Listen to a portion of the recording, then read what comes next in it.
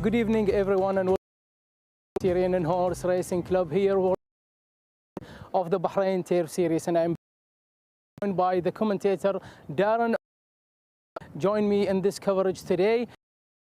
It's happy to have you. We are grateful and to have a very competitive today, Darren. It is wonderful to Nasser, and we have a really competitive. Looking forward to seeing the two races conclude the turf series. Magnificent condition. A pointer that they are racing the track and the ground described too firm. Nice to see Neil Callan here. Lots of great opportunities. He's favourites at the start of play. Al Mohammed high in the Owners' Championship with 4. Very tight in the Trainers' Championship, meaning Nas and Ali Abdul Majid on 20. Ramadan with 23 winners. Away with the Jockeys' Championship the season. Benoit de Lassaille's had a really good 14 winners, and Abdul on 12. So they are the leading connections going in first class race meet series today, followed of course by the King.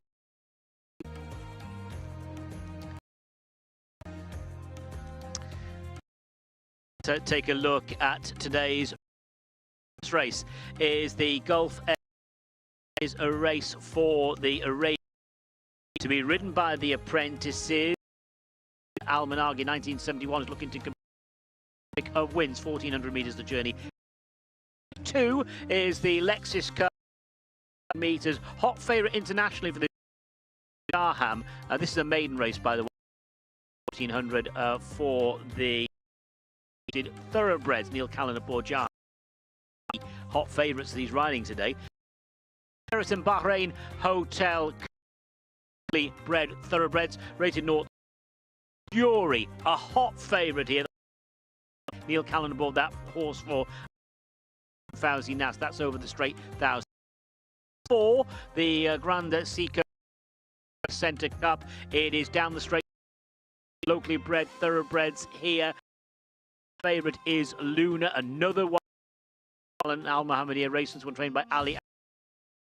5th race is the series races. This is the concluding leg.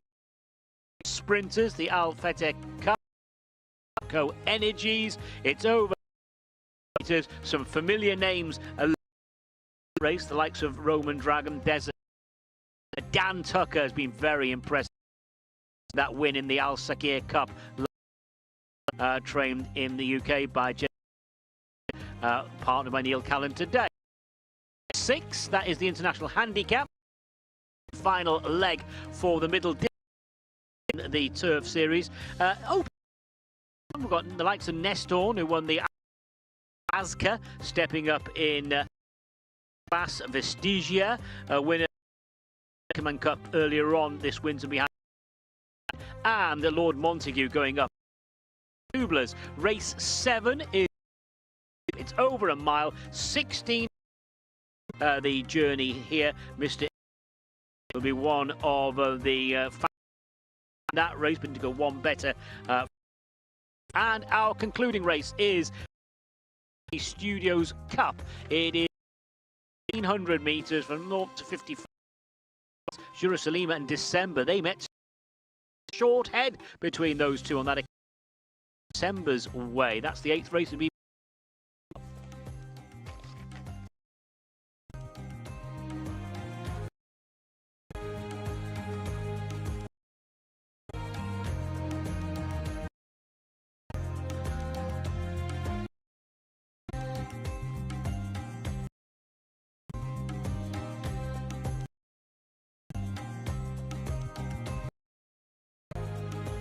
Let's take a look at runners.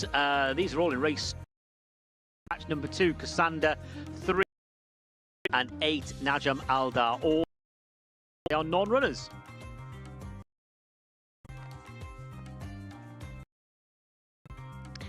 So have a look at the jockey to get through here. Race 3. That's Al Crush 18 for Hassan Asghar. Race Messi El Kasim Jamil. Race 4, Abdul Rahim Jassim. Race 5, Tucker Neil Callan. Same Cop Frankie Van Hunsbroek. Race Maximum Impact Mohammed Jamil. Race number 14 in Vagel Abdul Rahim. 17 Mr. McCann Ahmed. Race number 3 the Minder Frank takes the ride aboard that horse.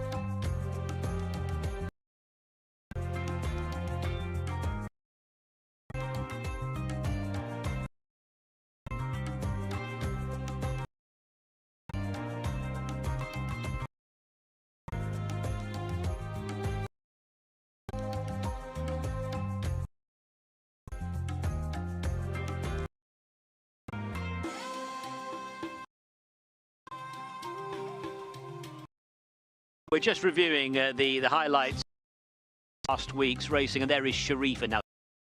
Impressive last week, and we'll be Fury running a little later on. Sharifa and Fury, they've all Sharifa's easy win, franking the form for Fury. That was lights. There's Benoit de la Sayette in finishes last here in the Kingdom Inner Track. That was taking out that race. Tehran Daz, that was the second Future Stars Champion Series, beating DR and in a driving finish. Benoit's really well in the championship. This is California in action, and California towards the line there, a few lengths clear the opposition.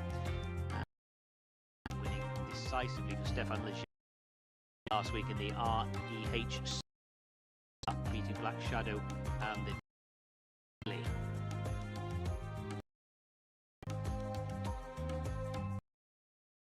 and more action.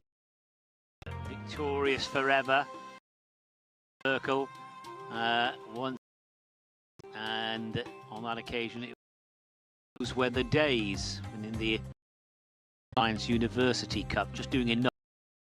Abbey, what happens in Vegas? Third and last. Nice victory there for Yard. And here's another drive. The horse down the outside, off the pace. The Gladiat Racing Pisner, despite the loop, well, just got the better of Cracking Gold and Bacento. Gladiat and T. Kubler. And another draw here. Narrow margin success on that occasion. That horse, Ezra,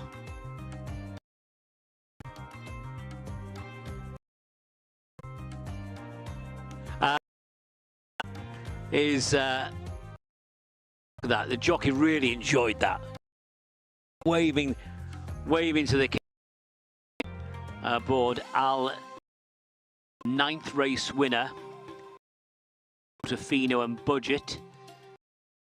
Alneda perfectly executed right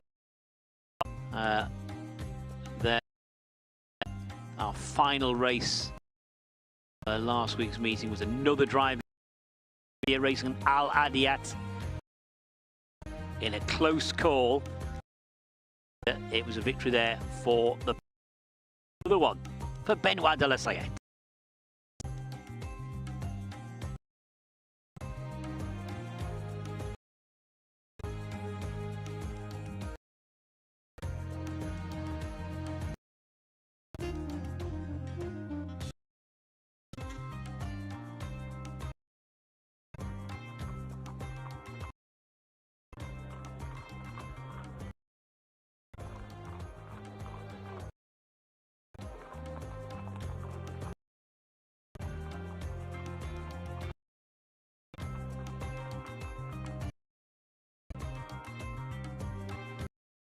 So the first race, the Gulf Air Cup, is over 1400, and it is for the apprentices.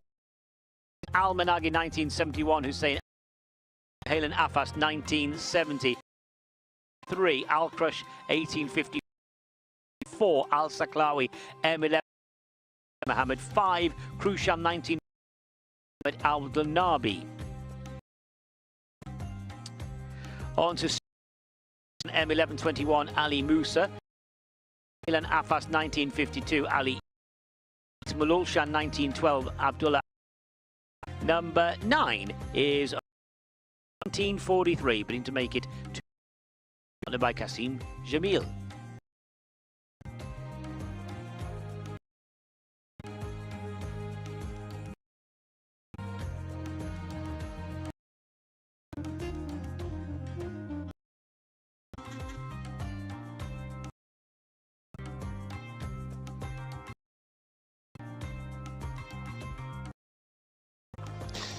And these are the runners of the day. I'm very much looking forward to the King's Al Crush 84.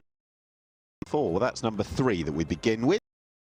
Who is 1 from 25. It's a compelling winning record, but ran a reasonable time. Well beaten generally on all runs through the winter prior to this.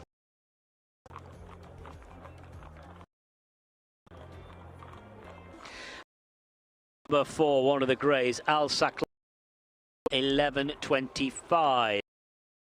Al Mohammedia Racing has been well beaten last 2 starts by Rabdan, and I suppose more significantly Rabdan 1943, renewing rivalry. So Al Saklawi M11 pick up today.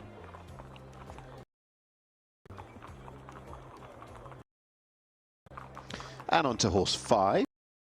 Krushan 1954 is trained by Jafar Marzouk. Now that debut came midfield, and on the basis of that alone, early days still, we'll need a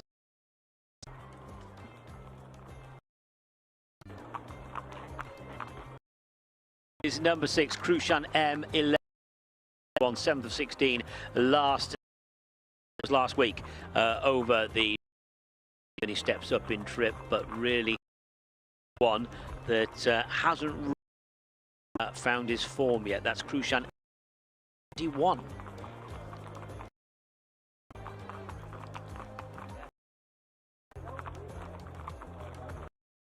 drop back to 7. Elen Afas 19 is very early days still for this. Only 4 starts, has got a win.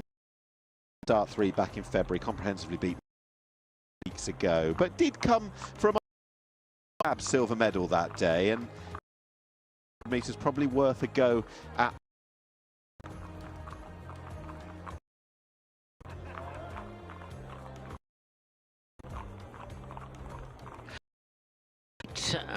Very edgy limbs in the paddock. Malulshan 912 has the headgear. Well held last week. 9 lengths in the race won by Rabdan 1940. 1200 meters, stepping up to 14. Effort behind Al Managi 71 in January 1200. That is Malulshan 9/8.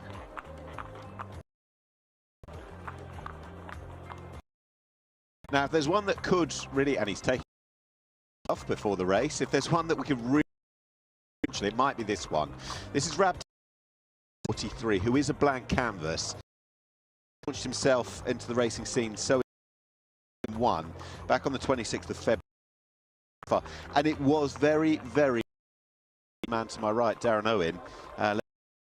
This horse absolutely flew clear that day and quickened as though going backwards. The third has won since boost, but we'll need to replicate what was impressive though.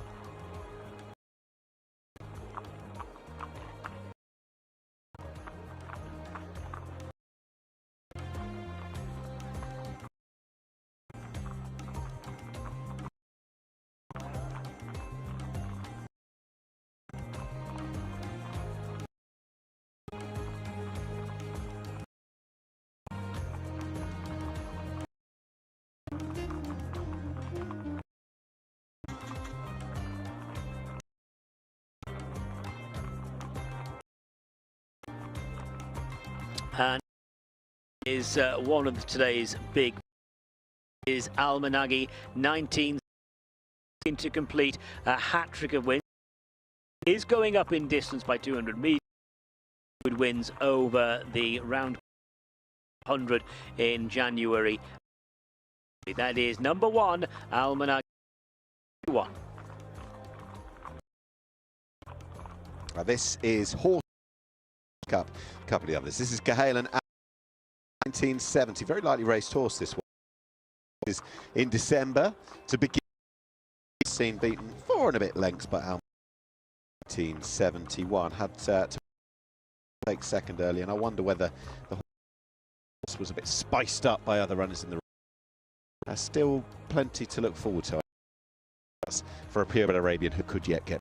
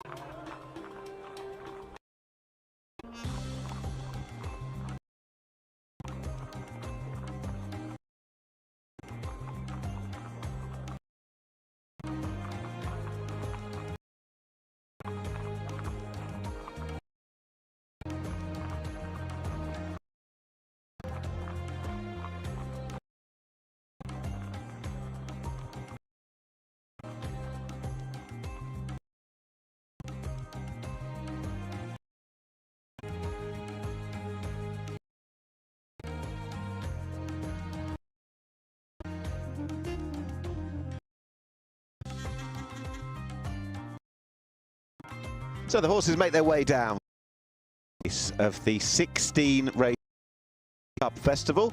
A month later, looking forward to what we can bring you over days or so. We've got the concluding stages, sprint and middle distance. That tomorrow, the King's Cup itself with the $1,000 US prize purse and a fabulous contest.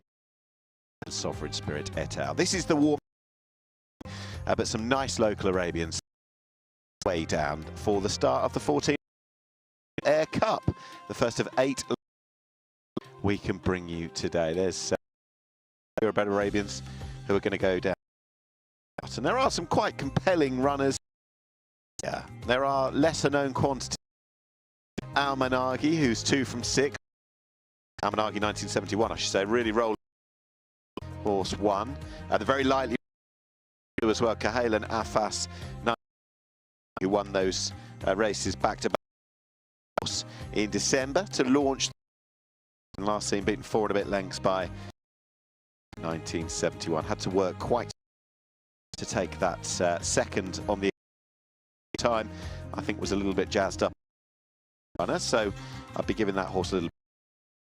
Arguably the most exciting or is 9, Rabd 43, who's only been on the race and made it well worth. Horse 9. There he is. Might just be occupying that same position. Make their way home in front of the grandstand on the 26th of February. To have everything covered for the long straight, and it was they wanted to push the button that the horse accelerated. I said earlier, rather went past they were treading water or going. It was a very impressive success. A little bit of form represented when the third came out and was yes, you need to improve, but at the same time, seeing a horse come out after an impressive in behind go and win. Horse 8, that is Mlosha, who in stark contrast 3 has had plenty of races to win. 17 to a maiden, but ran as good a repeat as any of these defeated. Chased home Al Managi in January as second, but you'd still say has to work the frame. Back to the lesser known striking horses, number 7, 1952, early on in the career, who's only had 4 starts, but comprehensively beaten in second. But as said earlier, when looking at these, the extra distance 1400 would look a positive. Not the deepest field, not the biggest field. It's probably more for those that were in the future. The Gulf Cup run over 4 and due off in around about 3 minutes time. It looks a glorious late afternoon, early evening in Bahrain. Kicked on into the month of April. And hopefully a good race night. That is Al Saklawi 2-5, who is a maiden after 8 through this season. Indeed, home last week and well beaten by Al Managi 1 at the end of June. Well, horse 1 and 2 needing that little bit of extra, than a bit of extra encouragement. He's got his own idea. 25, Al Crush 18, who's found life quite tough. Second here last time, and the career profile a winning one. The loading very shortly indeed for our first on a sun-drenched afternoon in Bahrain, and it's off in a few moments.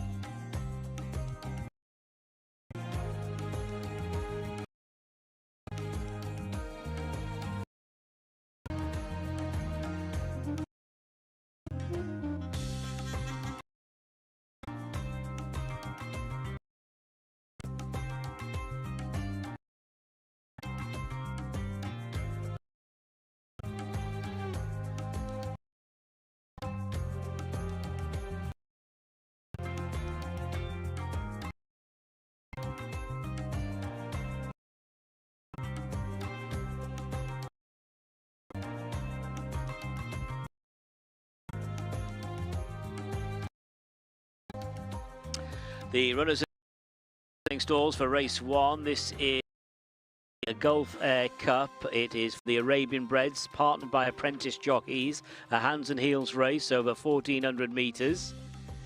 So runners moving up. Got to say, it's a magnificent looking field. Quite a few of these really do take the eye out on the course. This is number 6, Krushan M1121. As per the norm with this race, I will refer to race card numbers for a number of these horses, as well as their names.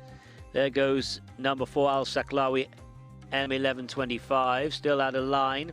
Kohalan Afas, 1970. Looks well, this horse, but has been a little bit of a boy on the way to the start. He planted himself, basically, on the way to post.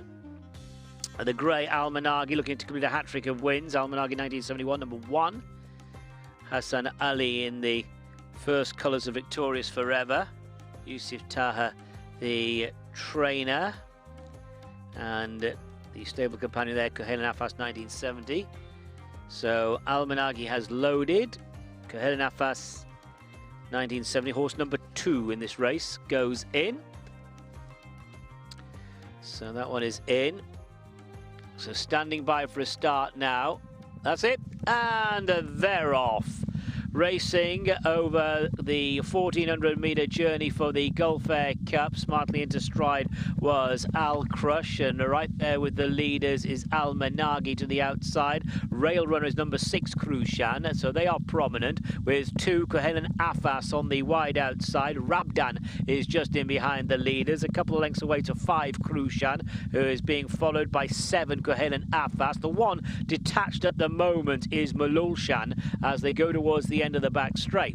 So making the running is the hat-trick seeking Al Managi, leads by around about 2.5 lengths to 2, Kohalan Afas second place, a couple of lengths to Al Crush, green and white jacket, chased by Rabdan in 4th, another 2 lengths away to 7, Kohalan Afas, who's wide of 6, Krushan, who runs the rail. Then comes Al Saklawi, followed by 5, Krushan, who's under the pump. Malulshan can't keep up. Down the straight towards the final 400, Al Managi, bit of a breakaway here, has got a 4 or 5 length advantage, being followed by number 2, Kohalan Afas, the stable companion. Victorious Forever, Yusuf Taha holding a very strong hand at the moment. Rabdan is trying to close in on them, has a couple of lengths or so to find. 200 metres left to gallop. Al Managi from number 2, Kohalan Afas to the outside. Number 2, Kohalan Afas, 1970, is now right alongside Al Managi. Don't rule out Rabdan, who's bravely coming there between horses. Kohalan Afas 1970, collared by Rabdan. Rabdan's won it. Number 2, Kohalan Afas second, and 1, Al Managi, has taken 3rd place, and they are clear then of the others who look to be headed by number 7, Kohalan Afas 1952. So it is 2 from 2. For number 9, Rabdan 1943.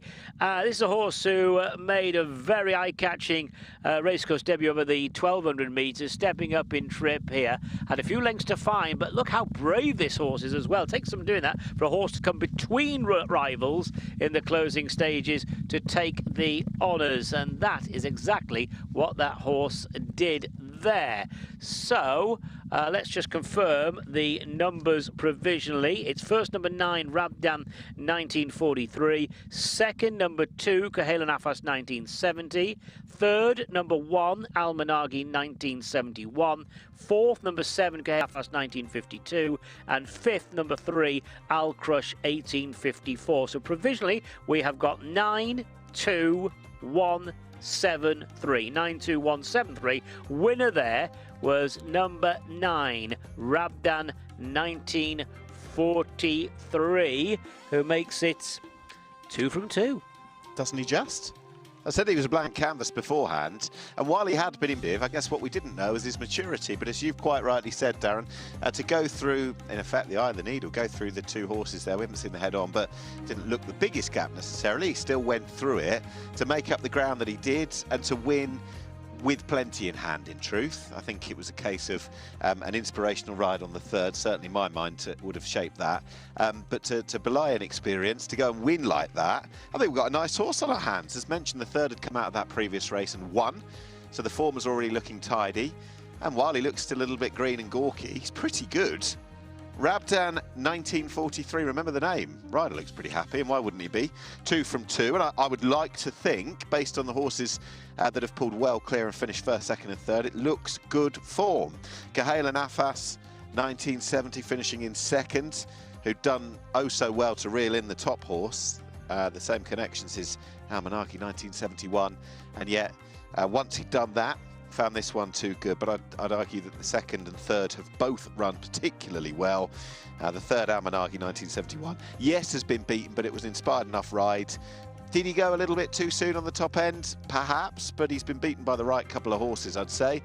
And with the ground that this horse, who's got a gawky old stride on him, Rabdan 1943, I should say, has put up. You can see the way that he's made ground despite looking inexperienced. The rider of the third, he was treading water at this point, looked around, saw danger coming and saw danger twice. There you go, the first three well clear, and I love the way that this horse has gone and won, and he looks like a horse we can really look forward to following next season. I don't know whether there's going to be much left for him at the end of this campaign, but they'll be tilting at something bigger. Let's have a look at the head-on. On the left, as you see it, Almanaki 1971, the grey, who put the pace to the race. The right, Kahale and Afas 1917. There was plenty of daylight in the end, but he still went between, horses on either side, whack down the neck. There you go, well done. 2 from 2.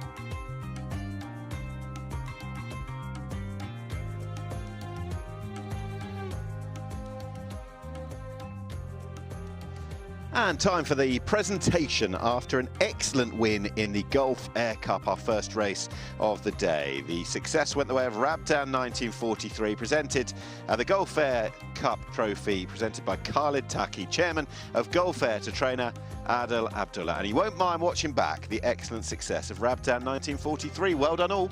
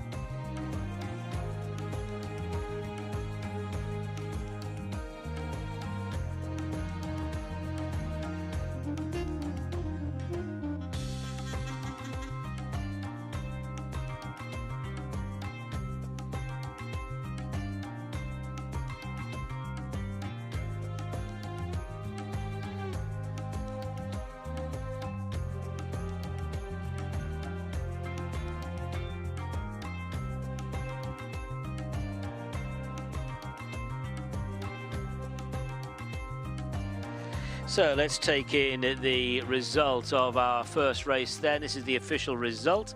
It is the Gulf Air Cup, won by number 9, Rabdan 1943, very brave effort. Second was number 2, Kahalan Afas 1970. Third, number 1, Al Minagi 1971. Fourth, number 7, Kahalan Afas 1952. And fifth was number 3, Al Crush. That was Al Crush 1854. The distances, 1 length and 2.5 lengths. That's 1 length and 2.5 lengths, and confirming the official time of 1 minute 36.19. 1 minute 36.19. They have weighed in for race 1. Very brave winner, Rabdan 1943.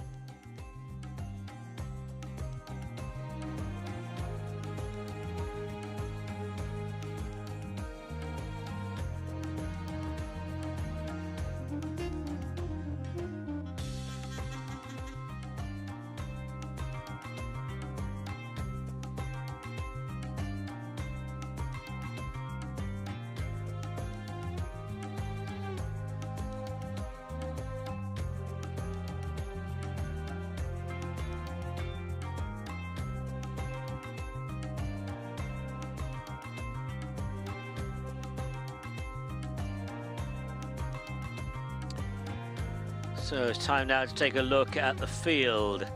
Set to go to post for our second race. This is the Lexus Cup, and it is a 14-strong, oh no, it's not 14, it's now down to 11 actually, 3 non-runners. It is a race over 1,400 metres for maidens, and the line it reads as follows. 1 is Jarham and Neil Callan. Scratch 2, Cassandra, and 3 Galloping On. 4, Smart Craftsman, partnered by Edinson Rodriguez. 5, Evident, Benoit de la Sayette. 6, Jenna Abdul Rahim Jassim. 7 is Al Manjour, Hassan Al Safar. 8 is a non-runner, Najam Al Dar. 9 is Tolerance, Abdullah Faisal. 10 is Kulikoro, Ibrahim Nada. 11, Fashion Girl, Rosie Jessup. 12, Superior, Hussein Maki. 13, Queen Evie, Hussein Asgham. 14, Crazy Diamond, Mohammed Jamil. Claims 3, but there's 3 overweight, 3 kilograms of overweight there on number 14, Crazy Diamond.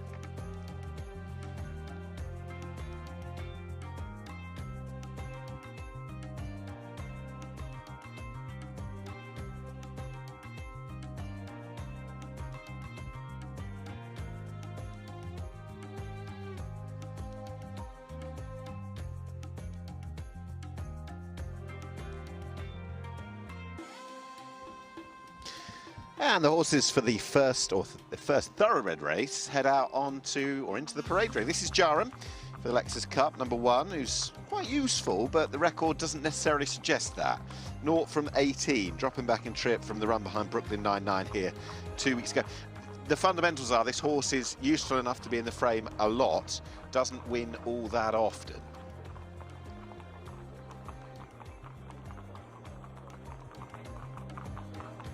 This is number 4, Smart Craftsman. Smart Craftsman were putting a decent effort over 1,400 metres at the end of February in the race won by Chimgan. Was beaten just over a length on that occasion. That's number 4, Smart Craftsman.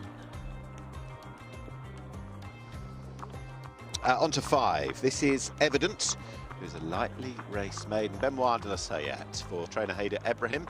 Takes the ride, that man Benoit.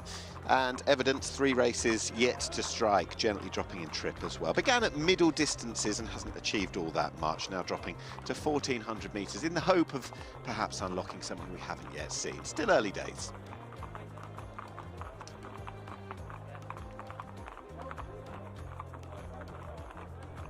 Moving on to number 6, this is Jenna, has the cheek pieces on and finished 12th of 13 last time. That was a couple of weeks ago, beaten well behind Aparajeo on that occasion.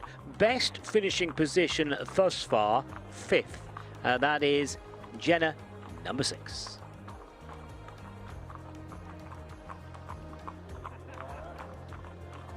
Dropping back to 7 as we go in numerical order. Al Major, who's got a wide draw, but it has come in a couple by dint of a number of these coming out. 10 starts so far for Al Major. We've not seen all that much of the horse. 3 starts this campaign since missing well over a year. Jig-joggy, a little bit on the toes. And let's hope it doesn't do itself any form of disservice by wasting any precious energy prior to the race itself.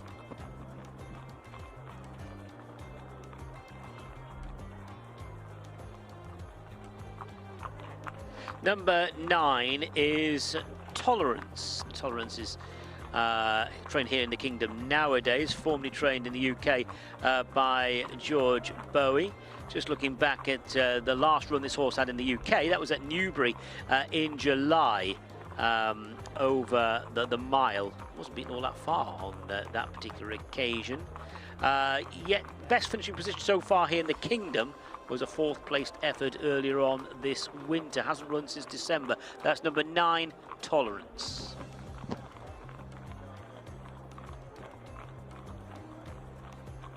Walking through nice and quietly is 11. 2 handlers. That is Fashion Girl. She's had 5 starts, another that's fairly lightly raced. That ran back on the, well, that run, sorry, back on the 26th of February.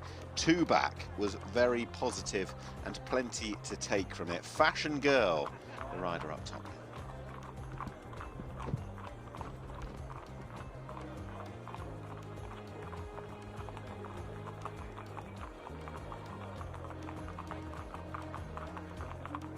Moving on to number 12, this is Superior, a horse that's actually well fancied on the international markets. Decent enough run last week. That was in the sprint won by Ras Al Had. The winner won really well, coming under the near side running rail on that occasion. Superior wasn't beaten all that far, finished in 6th position. Has run over this trip in the past in the UK and has actually run over a mile here in the Kingdom. That is Superior, number 12. 13 as we work our way to the tail enders. This is a 5-race maiden hitherto. Hussein Asghar, I should say, takes the ride. 5 races yet to win, Queen Evie. Only 3 starts since coming out here, and last time gave that a little bit much more encouragement than perhaps 2 runs prior, so I wouldn't be completely discounting Queen Evie, if not for today, the future.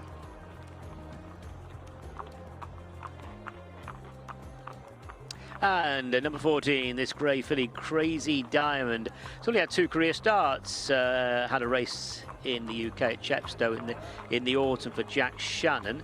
And has had 1 run here in the Kingdom. That was a couple of weeks ago. Not a bad effort, finishing over the mile, finishing in 5th position. Not been all that far, beaten less than 5 lengths in a race won by Stella Arrow. That's number 14, Crazy Diamond. Right, we're going to pick up a couple that we didn't see. That includes a very interesting horse in the form of Kuli Kordo, who is the mount of that man, Ibrahim Nada. He's box office in Bahrain, and it was a pleasure speaking to him at the Crown Prince's Cup Festival.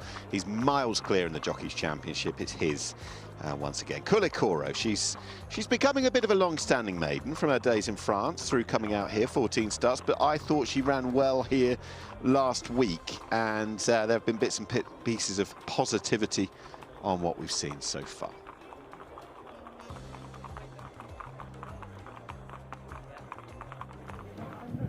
Here we are with the second race in the card, and joined by Paul Smith, the trainer of Smart Craftsman, who participate in the second race. Paul, first of all, we're glad to have you with us here today, and let's talk about Smart Craftsman. Third last time out this season, so we expect more from him in the maiden race.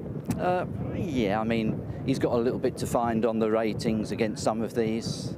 There are a couple that are better off in the weights, but you know, Eddie got a song out of him last time. He ran well, and you know, if he repeats that kind of race, then he should have a chance of going close. Yeah, he was just finished third behind a length and a half, so might today have a big advantage, and the thing is, like, it's advantage for him, I can say, because he's in gate 3 and will be in the inside rail, so will be a big help for him. Yes, yeah, well, that was sort of what happened last time. Eddie hugged the rail, saved as much ground as he could, and yeah, he was running on late at the end, but we'll see. We're hopeful, but yeah, that's as far as I'll go. Wish you all the best, Paul. Thank you so much. Thank you. Thank you.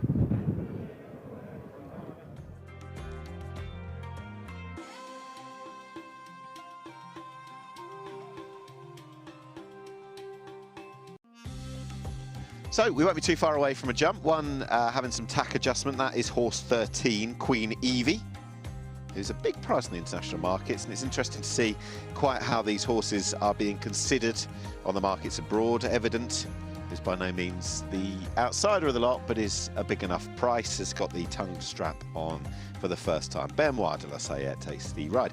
But Jarum, the top horse, is, under Neil Callan, quite clearly the one they all have to beat as per the international markets. And as said, it is a case of a useful animal who hasn't yet struck.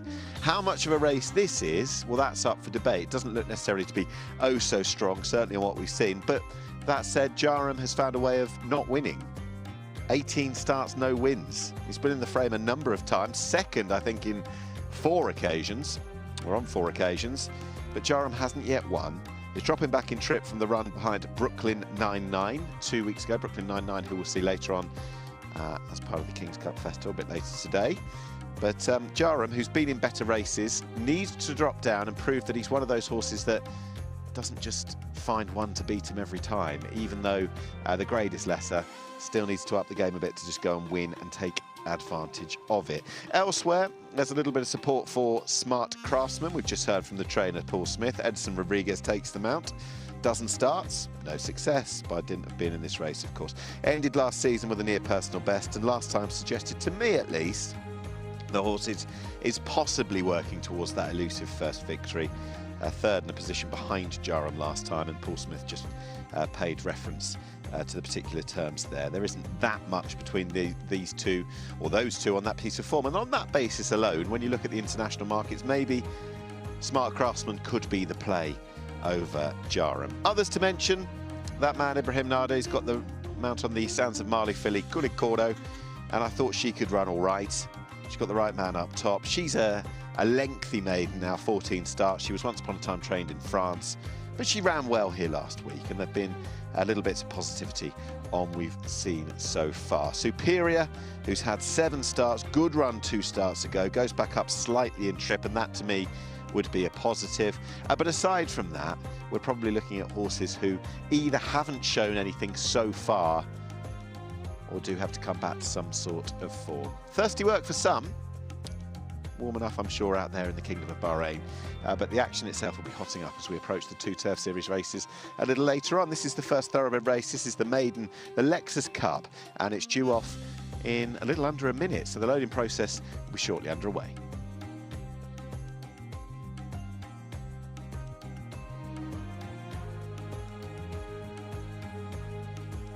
Runners now going into the starting stalls for the Lexus Cup. It is a race to run over 1,400 metres. It's a maiden.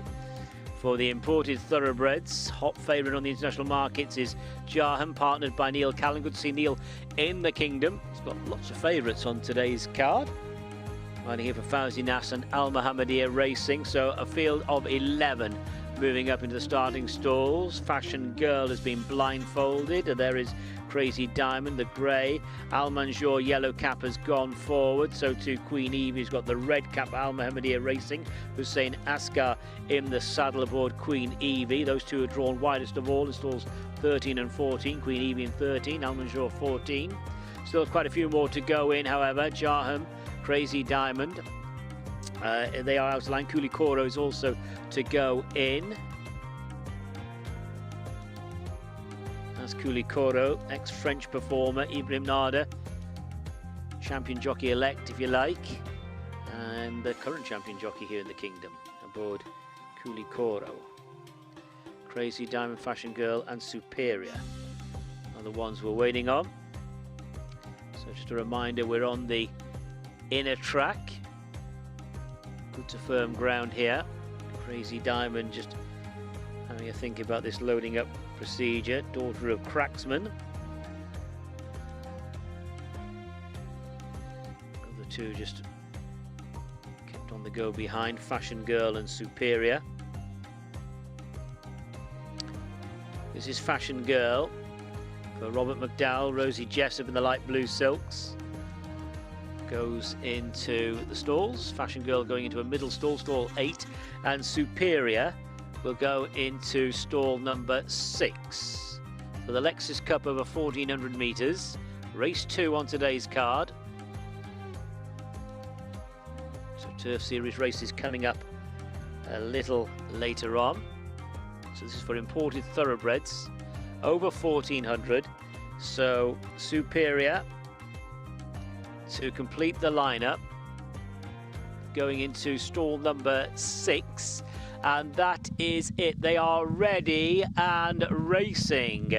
Jenna, very disorganised, coming out of the starting stalls. Fashion Girl, slow to fine stride. Kulikoro and Superior jumped well. And on the outside, the yellow cap of Al Manjour stepping forward. So, through the first 200 metres or so, it is Superior taken on for the lead by Al Manjour. Fashion Girl, Kulikoro, evident. They're all following, being chased then by Jaham. And then further back to Queen Evie. Smart Craftsman is against the plastic, chased by Tolerance and Jenna. And Crazy Diamond is the trailer.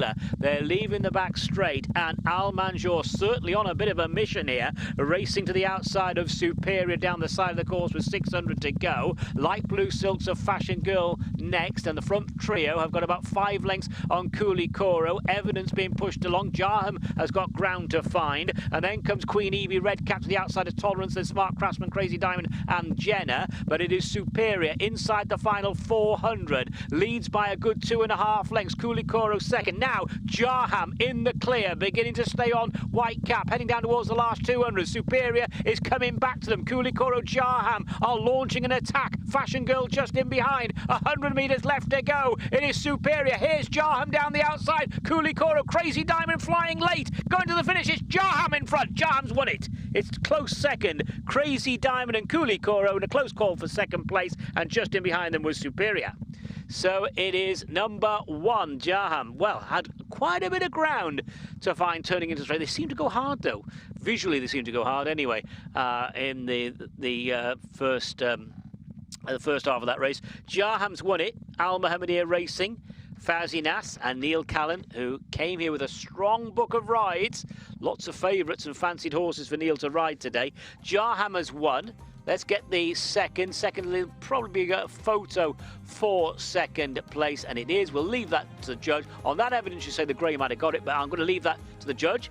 And second was, we think, it might be Crazy Diamond from Kulikoro. It is a close call there for second place. And fourth was, 14 has got second, 10 is third, we're hearing, and fourth was Superior, number 12. They are the first 4 horses home. So it's first number 1, Jaham. Second number 14, the strong finishing Crazy Diamond. Third number 10, Kulikoro. And fourth number 12, Superior. 1, 14, 10 and 12. Jaham was the winner there, and it's one on the board for Neil Callan, who comes here with a strong book of rides. He does indeed. He's got some very good ones to look forward to later. Dan Tucker, chief among them. But a horse who'd yet to do it has found the opportunity go his way. And at the 19th lifetime attempt, congratulations perhaps in perseverance terms to all connected, Jaham has gone and won. And it was in a race that he was way capable of running well in and indeed winning. The interesting thing, as you said, just looking at the splits, did think that they went hard enough. And to that tune alone, I think Superior's done quite well to stick about, considering that horse and Almanjur were rather at each other from a long, long way out, and Fashion Girl couldn't quite lay up either. So actually Superior hasn't been beaten all that far, stuck about a long time, that despite getting into a protracted battle from some way. But Jaram it is who's got on top from the fast finishing 14 Crazy Diamond, that we haven't seen all that much of. Good stuff, Neil Callan.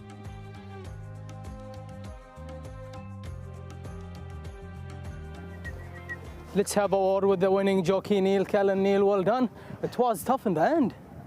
Yeah, like, I mean, I felt like I had them covered though. I thought the pace early on was very, very fast for that grade, and you know, probably suits this fella. You know, although he looks like he's off the bridle, but he's just warming up into his stride. You know, I just kind of followed Abraham through, and I thought he was the one I needed to beat anyway. So I just kind of peeled out. It took a while to wind him up, but I kind of always felt like I was going to get there. I was just biding my time, and you know, like I say, he was good to the line, and yeah, look, a deserved winner for sure. Yeah, and you have a couple of next rides in the next races, especially with Luna and Fury. So how do you see their chances in this race? Yeah, look, they've all got chances. The team is strong as ever, Al Mohammedia Racing, and I've come a long way in difficult times, so I'm here to win. Enjoy that one and well done.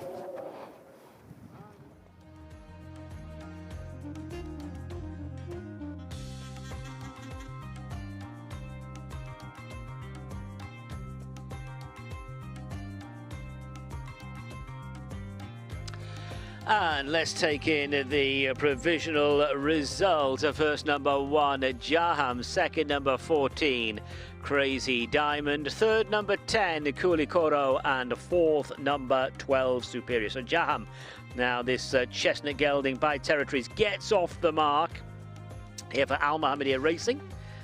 So another nice success there for Al Mohammedia Racing. 44 winners, I make it now for the winter season here in the Kingdom. Another one for Fauzi, and that would take Fauzi Nas to the top of the Trainers' Championship on 25 winners, and Neil Callan 9 winners. I reckon it's probably trains, planes and automobiles for these guys like Neil Callan to get to the Kingdom. But Jaham the winner there. Yes, he did intimate, and he's not a man who would be sort of mincing his words, I think it's fair to say. Did intimate it's been perhaps a challenge, or it's certainly been an effort in coming out there, so he's out there to dominate, and it has been the case many years gone by, perhaps less so nowadays, of course, given his given where, of course, he based himself. But Neil Callan and Bahrain have rather gone hand in hand, and as you said, 9 up for the season. He's got that very exciting ride, in particular, I think, on Dan Tucker later, who's a big player in form terms and on the international markets in our feature sprint that little bit later on. The first of the Turf Series races, which is race 5 on the cards. That is the Al Fateh Cup, sponsored by Bapco Energies, coming up that little bit later on. But he outlined to us just how he thought the race would go, outlined in the interview there, and the right horse that he wanted to follow. He said they did go hard earlier, and they did. And as I said, I do think that Superior comes out of it with plenty of credit, but it is Jaram who gets up on top from the very lightly raced 14 Crazy Diamond. Back in third, and a whisker in third, Kulikoro. Her day will surely come at some point. 14 now, 15 starts, and she ran well here last week, has run well again. But in form terms, and as regards to the international market, Jaram was the one to beat, and nothing could.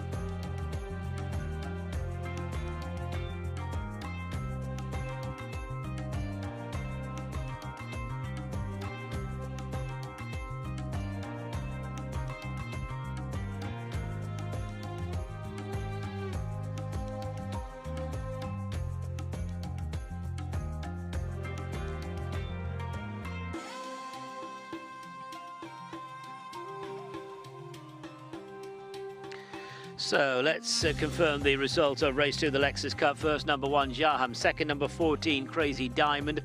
Third, number 10, Kuli Koro. Fourth, number 12, Superior. And fifth, number 9, Tolerance. 1 length and a short head. The margins, time of the winner, 1 minute 22.78. 1 minute 22.78 seconds. That is official. They have weighed in.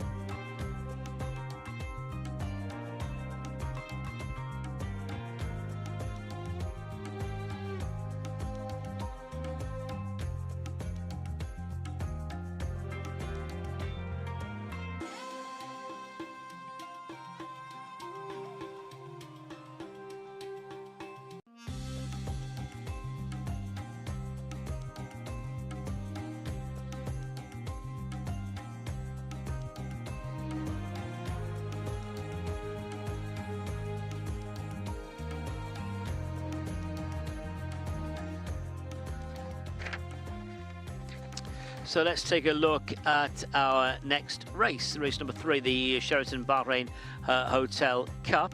And this is the field, a race over 1,000 meters. Number 1 is Hajma. Hajma is partnered by Hussein Asghar. Number 2, Rahil Abdullah Faisal. 3, Fury Neil Callan. 4, Retaj Abdul Rahim Jassim. 5 is Mesail and Kasim Jamil. 6 is Batmobile and Adnan Jaffer. 7, Tharb Mohammed Jamil. 8, Magsouda Hussein Mohammed. 9 is Wardar, partnered by Ali Isa. And 10 is Gasham Hussein Maki.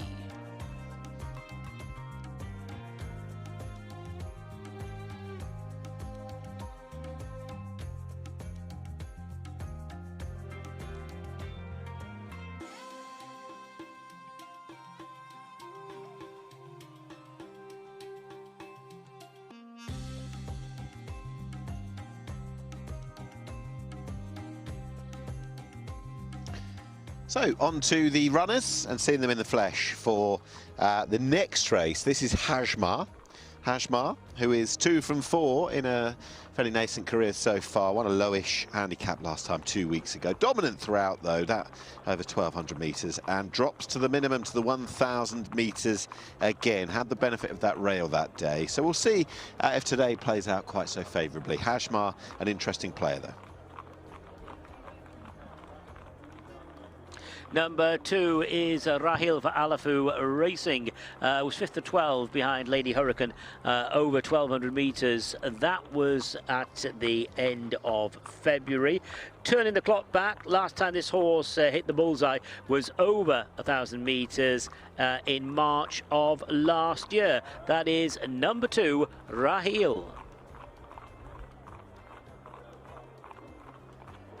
This is 3, and Neil Callan, who bids for a second success in successive races as well on the card. He's got this odds-on favourite internationally, Fury, who's very, very popular indeed and quite short in a place. 2 from 3, this progressive sprinter, won the last 2, and maybe crucially is unbeaten since dropping down to 1,000 metres. This has been his distance. Absolutely thundered to the line last time. The splits and everything about that performance suggested quick, and we'll see just how much more there is to come from Fury, who is the elected mount of Neil Callan, who's got a book of rides where he's set to dominate perhaps on the evening. Number 4 is Retage. This is a horse who finished behind Hajma. That was last time, beaten a comprehensive 4 lengths 2 weeks ago, over 1,200 metres. Finished second a few times this season. This horse has actually finished second on no less than 4 occasions. That's number 4, Retage.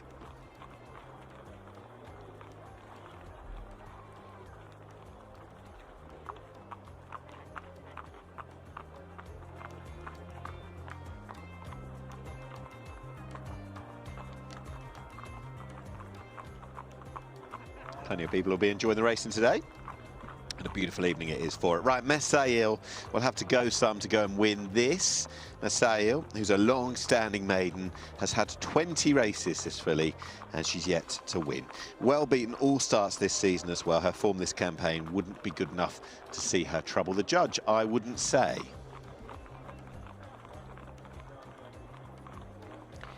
This is number 6, Batmobile. I know Nick's got his parked outside. Batmobile is one of the long shots and was well beaten last time.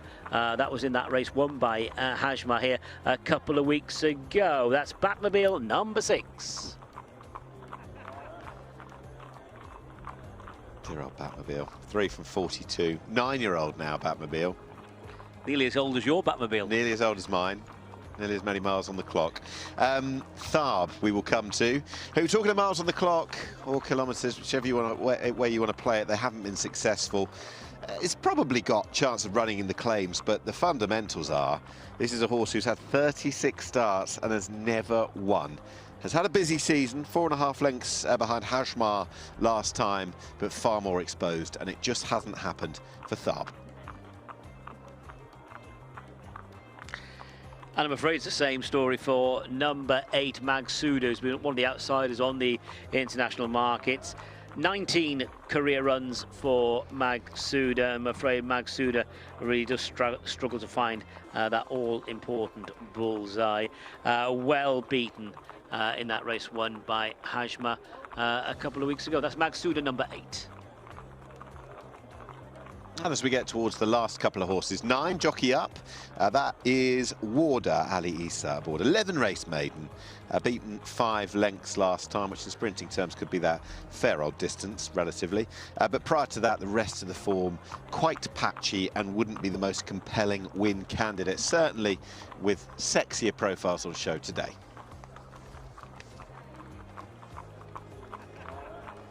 And number 10 is Gasham. I was looking at the international markets. This horse was a complete outsider. 10th of 10 last time, 11th of 16 time before. I'm afraid it's finished last a couple of times already this season. Gasham wouldn't have an awful lot of mileage on the clock, however. Has only had 7 career starts, waiting for that first win. That's Gasham, number 10. Plenty to prove on what we've seen, and the international markets reflect that, I would say. Interesting field, nonetheless. Looking forward to this race. Sheraton Bahrain Hotel Cup, 1,000 metres, fast and furious, all over pretty quickly as well. Some very artistic shots. Beautiful to see, Darren. Absolutely. Tremendous weather. Absolutely, yeah. It's a meeting that, of course, would have been staged in March. We might have been treated to some good weather as well. A later start time it would have been. But notwithstanding that, it does look a glorious evening. And Don't know, just unlike many evenings that I've had there, taking a look at those palm trees over there. They don't look to be buffeting around, do they? Well, you and Ali are normally moaning about the wind when you're outside. Constructively commenting. Ali's more of a moaner. Yeah, right. That's my way of putting it anyway. All right. But it does look absolutely glorious there, and hopefully people are enjoying the evening. This is a race that centres around two for the same connections. Fury is the pick. And Fury might be the one that you're calling home as first home. 2 from 2 at the trip, 3 runs in the career, rather a blank canvas, and I love seeing a sprinter launch itself into a career as quickly as this one. Yeah, it looks a real serious contender, Nick Fury, and that form from that first outing was franked in brilliant style last week when Sharifa won basically in second gear last week. So yeah, Neil Callan, Fazzy Nass and Al Mohammedia Racing once again holding a strong hand. They do tend to, don't they? They seek to dominate, and they'll have a hand in some of our prestigious races over the next 24 hours or so. I'm looking forward to seeing Hashma, though, the top horse, who is only had 1 start more than Fury, and is 2 from 4 for the career so far. Well, I didn't think it was necessarily the strongest handicap last time 2 weeks ago, but was dominant nonetheless, and that was over 1,200 metres. Drops to 1,000 again, which I wouldn't necessarily see as too much of a problem. Seems to travel pretty well. It was a favourable enough setup that day. So we will see whether it's quite the same today. But look, we are looking forward to this, and we've got a man on the ground who might be able to bring us a little bit more.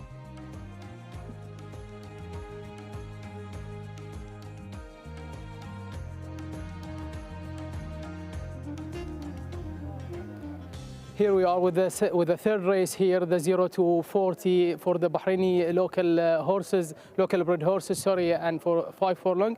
And here joined by the trainer Ali Abdul Majid Ali Hajma. She won the last time out here over the 6 furlong as well. And after that, what do you expect from her today? Yeah, Hadbay, she's a good filly, good sprinter. She's won last time easy for 5 lengths. I think today 5 furlong, little bit sharp race. There is Fury's 3 years old horses, but he have a quality horse, have speed.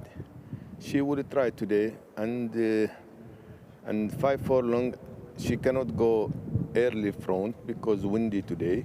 She will stay to cover horses. She will try the best. She will carry today 62.5. Do you think will be a challenge for her? Sorry. Yes, I think she can, because last time she will run 58, and Fury 3 years old. He would carry on to top weight. I think 61. I think this is difficult for him, but for her, she can, because she's 4 years old. And yes, hopefully she will win today. Wish you all the best, Ali. Thank you so much. Thank you very much. Thank you.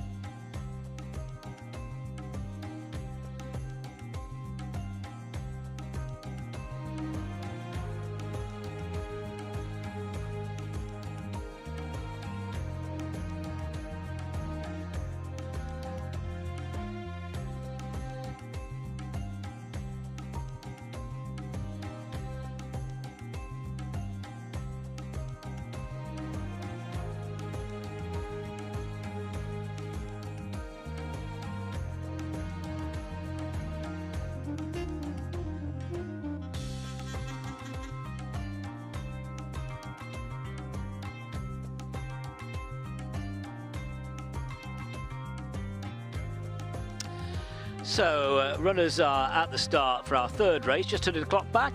Great scenes there for the Lexus Cup, the trophy presented by Isa Kanu, the board member of Ibrahim K. Kanu, to His Highness Sheikh Sultan Al-Din bin Mohammed Al Khalifa for that victory of Jaham. So that was the presentation to the Lexus Cup winner.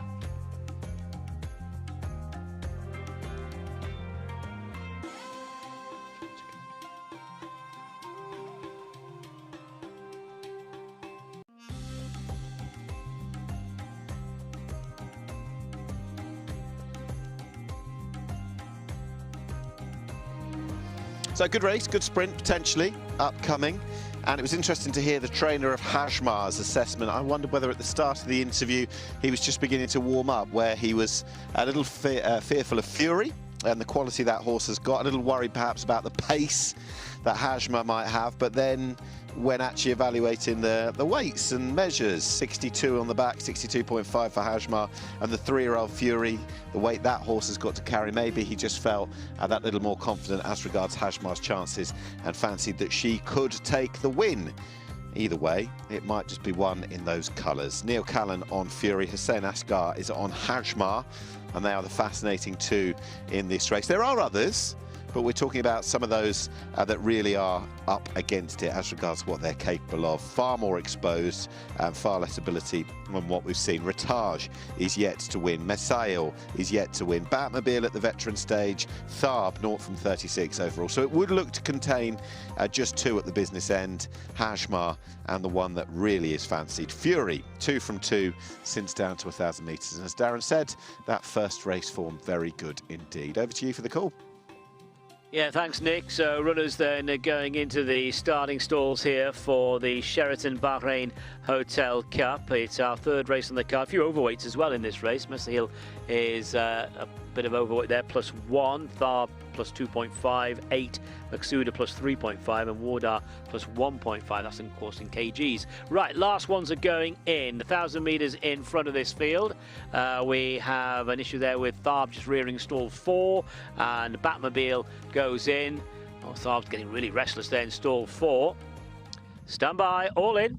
And they are off. Terrible start for Wardar. Gasham a little slow to stride. Messail began well, as did Fury to the far side, with Tharb running prominently, and Hajmar comes through to break the line. Ritage, Messail and Hajmar with Tharb for company. They're all in the expensive seats, and they're being followed by Fury. To the near side is Gasham, who's currently galloping alongside Rahil in the red and black jacket.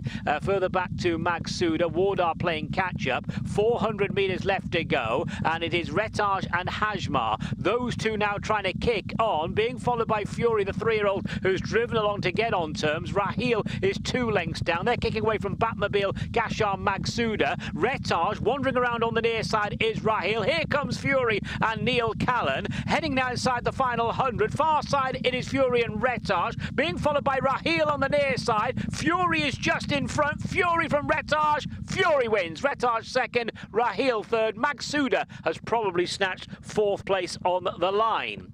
So it's Fury, number 3, double on the card for Connections. Al Mohammadi Racing Fauzinas, Neil Callan. This is the horse who had some really strong form in the book. The form had worked out really well. That's a hat-trick of wins for Fury. Had to work to get it, had to work, but remember this is a 3-year-old beating some older horses. Ritage in 2nd place. Rahil, who wandered around a fair bit, has finished in 3rd. Maksuda has got 4th, and Hajmar, who showed up prominently, has finished in 5th position. So number 3, Fury the winner. 4, Ritage 2nd.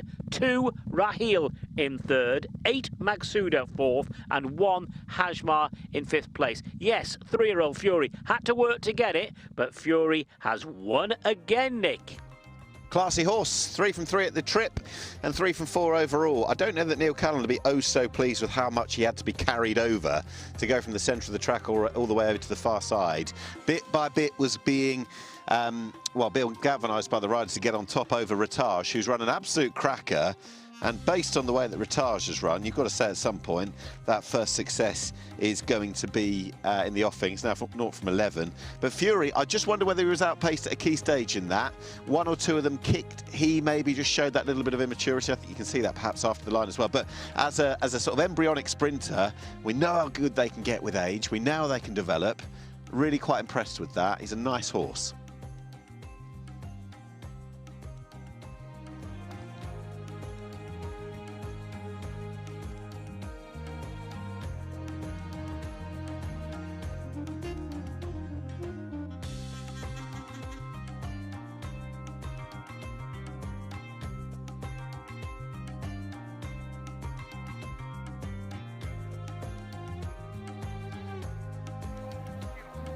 A quick double for the winning jockey, Neil Callan. Neil, well done. It was, what a ride that was. Yeah, it's funny because like he's got a good record, but he's still a work in progress. You can see him there now, like he's still full of energy. He's like his dad, he's very precocious. He's built like a sprinter, he goes like a sprinter. So, yeah, look, he doesn't win by very far, but he feels like he's winning cozy, even though he looks like he's making it hard. So, yeah, let's hope he keeps rising. He's still green. He shows that he's still a baby, but he has a big heart, isn't it? Yeah, he does try. He's a bit lazy and a bit green, but he does try. So, yeah, look, he's only young. So, yeah, he's progressive. Enjoy that one, Neil, and well done.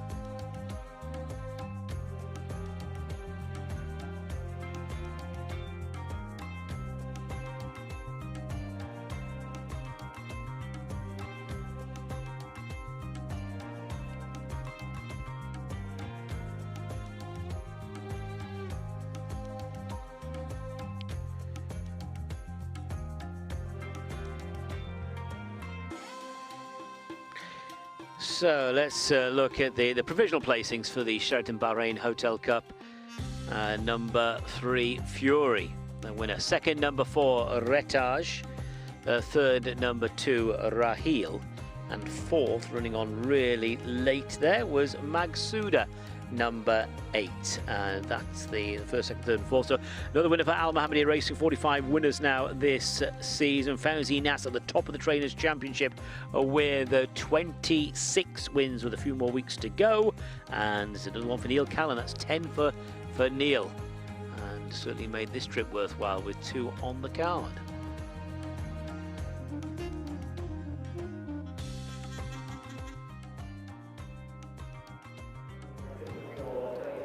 Joining me now, the owner of Fury, His Highness Sheikh Sultan al-Din bin Mohammed bin Salman Al Khalifa.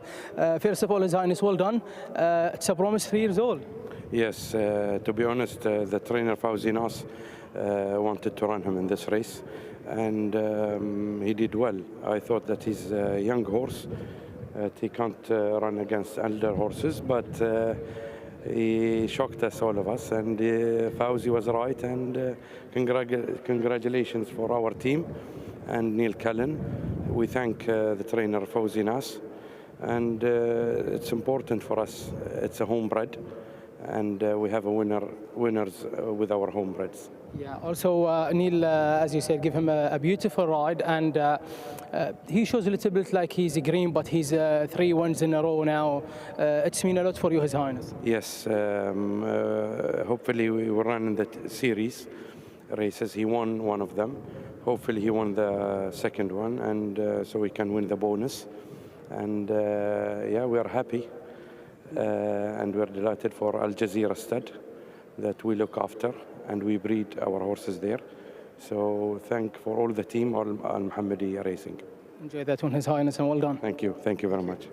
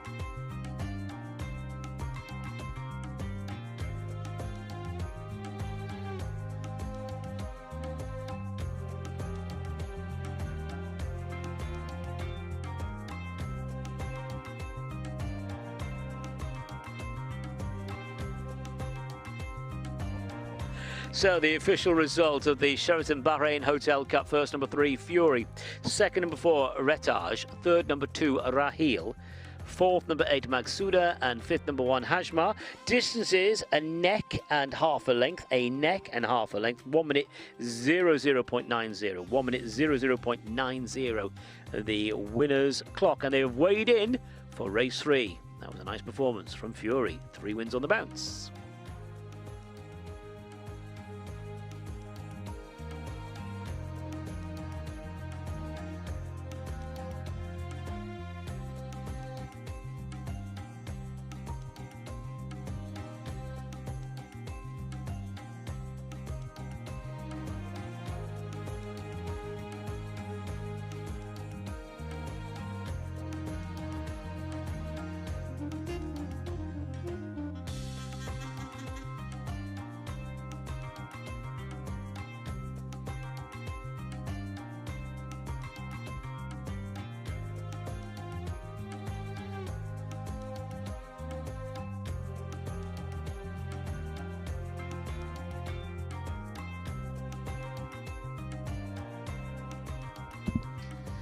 Brilliant display from Fury, and time now to celebrate that for the trophy presentation. And for the Sheraton Hotel Cup, the trophy is presented by Mr. Gowan Bunker, General Manager at His Highness Sheikh Sultan Al-Din bin Mohammed Al Khalifa. Well done to the team responsible for this lovely up-and-coming sprinter. His name is Fury.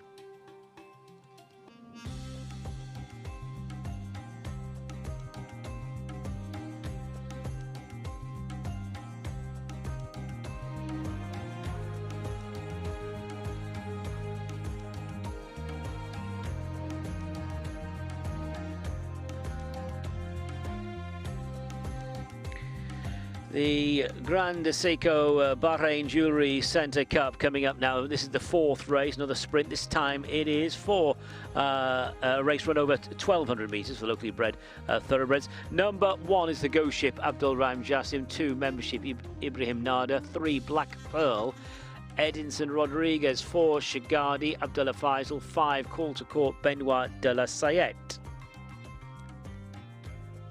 6, Sinatra, Lee Newman. 7, Al Hadba, Hassan Al Safar. Number 8 is Luna, that's Neil Callan. 9, The Blue Lady, Alejandro Brun.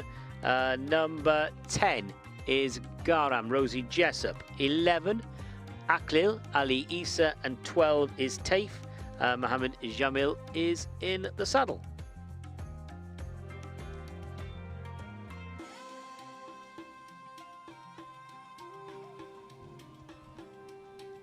So horses heading out into the parade ring. Glorious early evening dusk. And number 1 is the Ghost Ship. So actually had a little bit of a form boost courtesy of a placed horse in our previous race. He surprised a few when winning 2 starts ago back on the 29th of January. The Ghost Ship, who we'll see in a few moments' time. His form a little bit patchy prior, but he's the one that heads them as they make their way in. A few glorious photos, I'm sure. This is the time to capture the thoroughbred at his finest. And there is the Ghost Ship, who has run since that day back on the 29th of January, run again since and beaten, now drops back in trip, but that should suit as well, and the Ghost Ship can go all right, I'd say. It's got 3 white feet, not 4. No. Got 3 socks. So on this day 49 years ago, a very famous chestnut with a white face and 4 white socks won a classic trial at Ascot and went on to win that year's Derby. That was the Minstrel. Yeah, trained by Vincent O'Brien. Anyway, we digress. That's fine, I love it. This is number 3. It looks absolutely brilliant in the late afternoon sunshine. This is Black Pearl. Now, Black Pearl is trained by Paul Smith. Didn't beat a single rival last time. Race won by Zeal. Turn the clock back to the first meeting of the winter season, and Black Pearl was in the winner's circle. That is Black Pearl, number 3.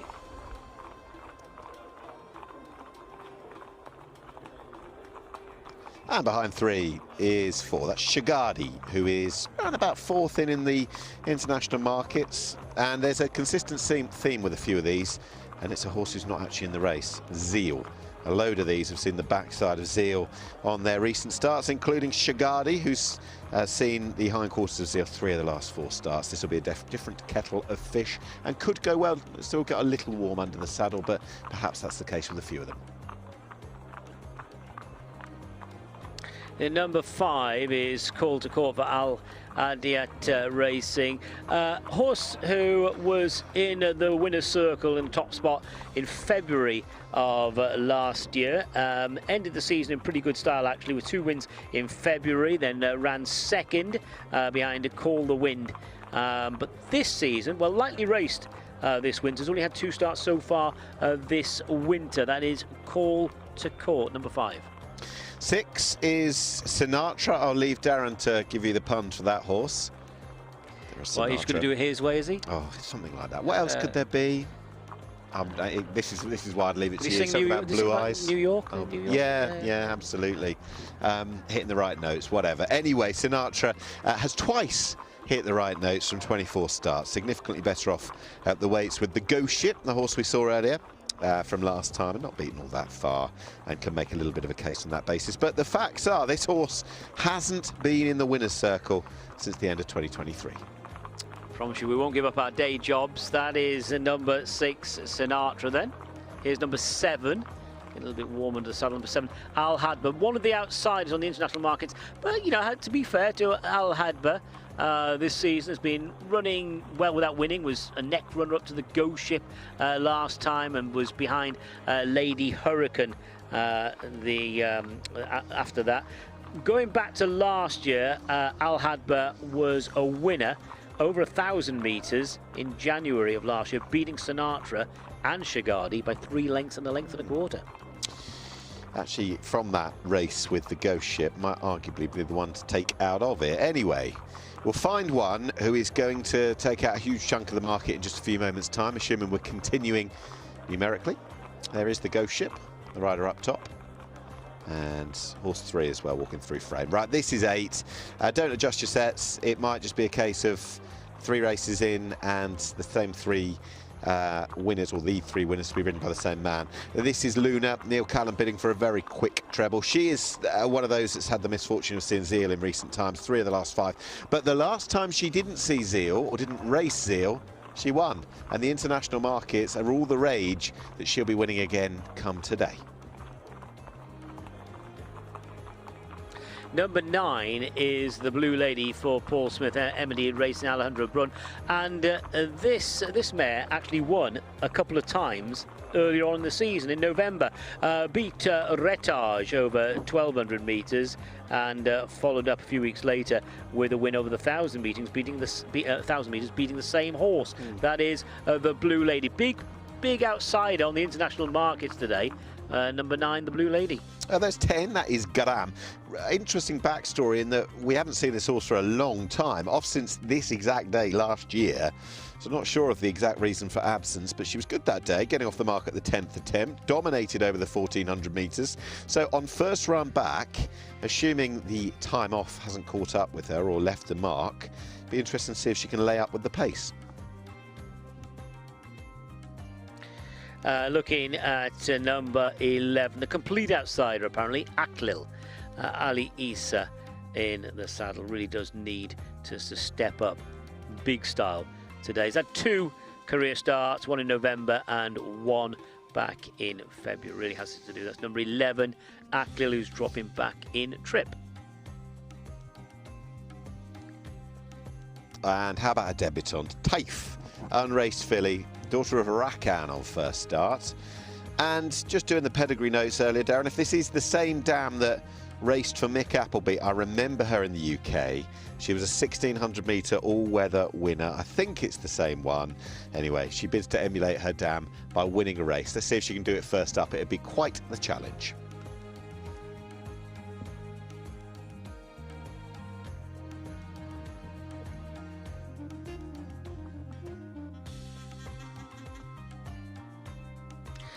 This is number 2 and would be a big player today. This is Membership for Daniel and Claire Kubler and Al Adiyat Racing. Been in good form, those 2 wins coming here last season. Sorry, they were last season, but was in good form last season, I should say. Has been off the course since April of last year, but ended last season in flying form with 1,200 metre and 1,000 metre wins in the Future Stars Sprint Cup. So, how forward is Membership for this seasonal reappearance? Soon find out.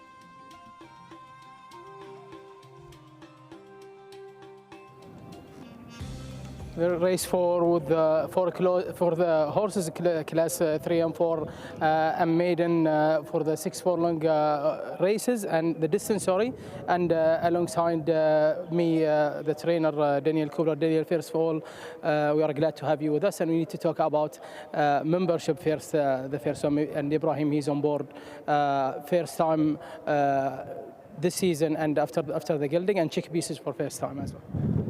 Yeah, obviously had a good record last season. Was a little bit naughty in the mornings, so we've tried to calm him down a little bit. I think he was a little bit naughty in a couple of his races last year, so it's been a while to get him here, but he's ready to go, and we'll see. It's sort of frustrating. There's not much of the season left, and obviously he showed a lot last year, so we'll learn today. And I think maybe in time he'll need a little bit further, but we'll start here today and see how we go.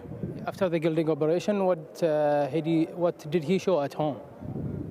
Yeah, he's done plenty of work in the mornings. So look, we're sort of looking. You know, obviously he was meant to start a couple of weeks ago, and the meeting got delayed. And so look, we'll see how we go today, and we'll learn plenty. I think he's he's a nice horse. He's not really going to have much of a season this year, but next year is interesting for him. And let's talk about Court as well. After he took his run a couple of races, and now what do you expect from him? Yeah, no, been pleased with him. I think this is probably his best distance. He hasn't run over 1,200 this year, so I think it will suit him. And let's see, be interesting to see how they get on. So yeah, he's he's got some good form in the book. He hasn't quite got things right this year, but it's there. He just needs to put it all together in the race. Which one you have a big hope on him? I think they've got a pretty similar chance. Be interesting. Obviously membership, first time out for the year. You never quite know how they'll run. And I think Cool to Court, this is the best we've had him. So looking forward to seeing how he runs. And but it's a competitive race, so we'll see. Wish you all the best, Daniel. Thank you so much. Thank you very much.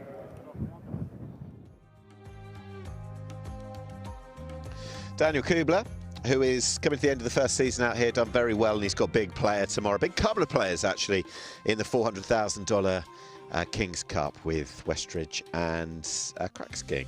I'm looking forward to Darren seeing this horse, Membership, who I think we've probably seen part of the reason for absence. He has his own ideas on life, but he's clearly very good indeed. 3 from 4. The only time he didn't win a race was when he unseated a long way out. I'm not entirely sure what happened. So when he completes his races, he's unbeaten, but he's clearly been a bit of a handful. And yes, they were due to get him out a couple of weeks ago. It's not much of a season, but I guess this is the opportunity to maybe dream about next year if he goes and puts up a good one today.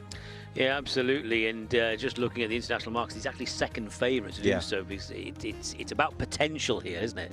A horse who was shining high last year, and by golly, took quite a grip on the way down to the. Ibrahim Nadi did a very good job there, just anchoring him on the way to the start. Yeah, he did. And the thing I noted as well about him was that he was a bit of a ball of speed, but at the same time he was quite distance versatile, so he's exciting to go forward with. And I would imagine, in particular given the first half of the season, Daniel and Claire Kubler, as they get to the end of their first season out here, will be pretty pleased with the body of work. And I guess it's all about first time round experiencing it, and second time they can really kick on next season with some very nice horses indeed. So anyway, we'll get back to the top of the market, and Luna, no zeal about this time around. Is it hers to lose? The market would suggest, on what we've seen this season, she's the likeliest winner. And Neil Callan, he seeks to dominate, and he's certainly doing so far. Darren, looking forward to this. Yeah, fascinating race coming up. Runners then down at the start. And by my reckoning, they're down at the start well in advance of post time. Still another they are 5 minutes, but yeah, so they are at the post. So Luna and Membership would be the 2 horses at the top of the international markets for this sprint for the locally bred thoroughbreds. I thought Court to Court, of the same connections of Membership and those distinctive colours for the Kublers. Court to Court has had a few months off, nothing like the stablemate and ownermate. Since running behind a certain Son of Zeus last time, has had that time off.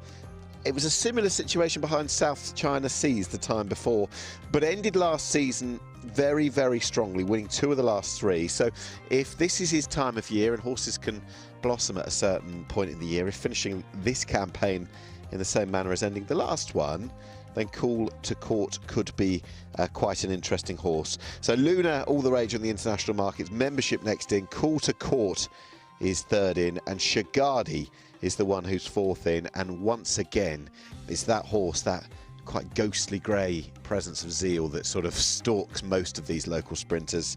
Shagadi, who's seen the backside of zeal 3 of the last 4 starts. The grade drop certainly helps here. Garam back from a long absence, 5th choice of the market, and then we're into perhaps the tail enders. So want to see something special from Luna, but for next year, Darren, I'm dreaming that we're going to see a big performance and a composed performance from Membership rather than the pre-race antics we might have just seen. Yeah, let's hope things work out for Membership, and it'll be interesting to see what remains in the programme book as well in the closing weeks of the season. Because you were saying it's extended slightly owing to external circumstances, of course. So this, if you are just joining us, is the King's Cup Festival. Where have you been?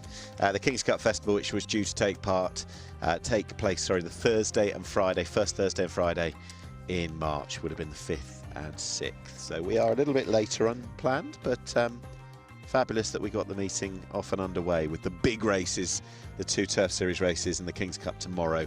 The Turf Series race is a little bit later today. So as you said, they're good and prompt, if nothing else. I love this early evening sunshine, Yeah, don't you? it's Or glorious. late afternoon. Yeah. Glorious. Particularly as where we are in the UK. Don't get me wrong, it's not quite as strong. It's sunny out there, but there's not quite anything like Bahrain at this time of I year. think the temperatures are a little bit different.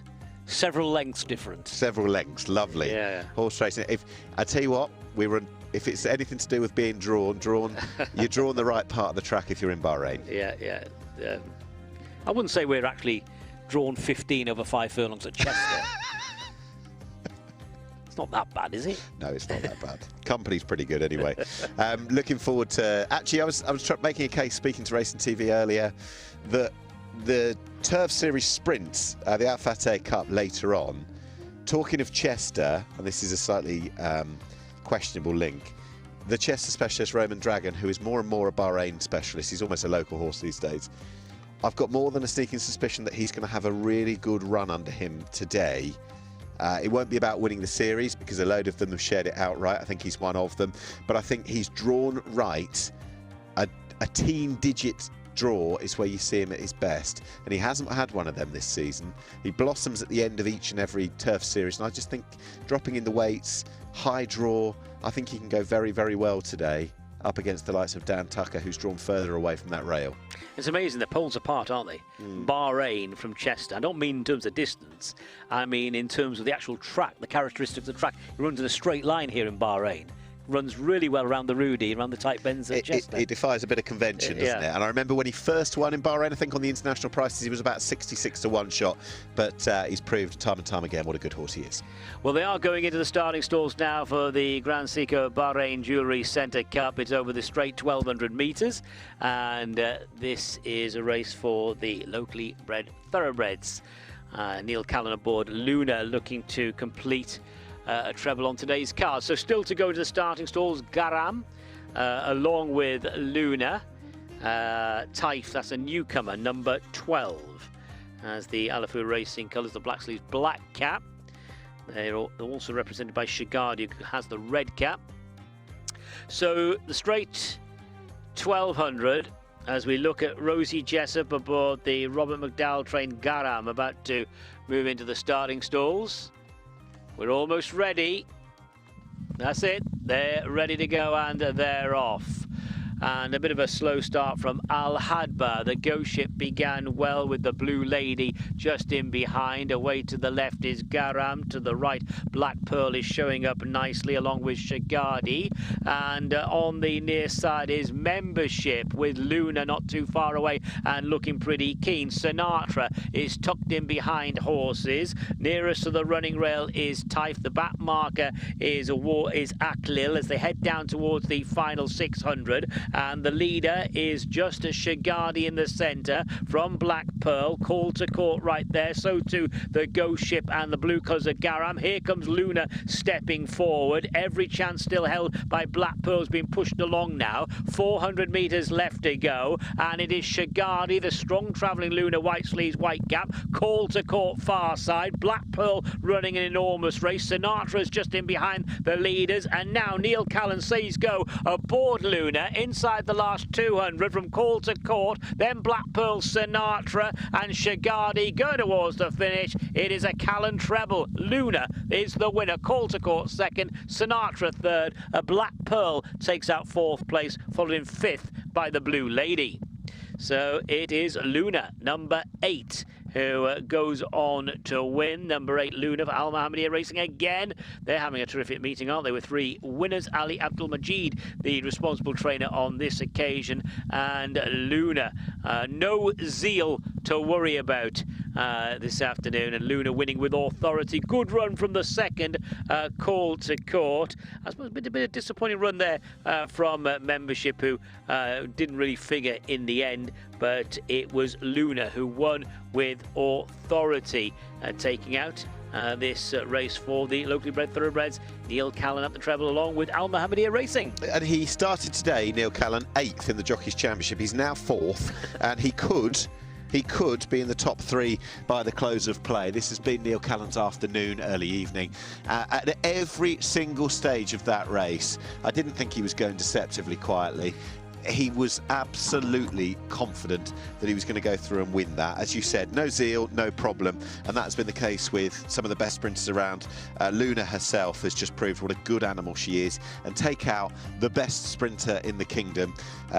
She's a very, very good one in her own right. Last time she didn't run up against Zeal, she was successful, and it's proved that way again. She was comfortably the best throughout that race at every single stage, and Neil Callan is absolutely dominating on a key afternoon in the kingdom. Yeah, that's number 8, Luna for Al Mohammedia Racing, Ali Abdul Majid, the successful trainer. Let's now rejoin NASA trackside. Yeah, what a day for the jockey Neil Callan. Neil, well done. How confident that was? Yeah, she's a sweet filly. You just got to ride her right. I rode her early on in the season, and I used her up way too early, and she got collared. But it taught me how to ride her. You know, you've got to just use that turn of foot on her as late as possible, and you know, just it helps riding her with confidence, but also that she just uses that blast at the end. So. Yeah, listen, you know, the team are on fire, they're running well, and like I say, we've come out here to win, we haven't come out here the holiday. Enjoy that one, Neil, well done. Thank you.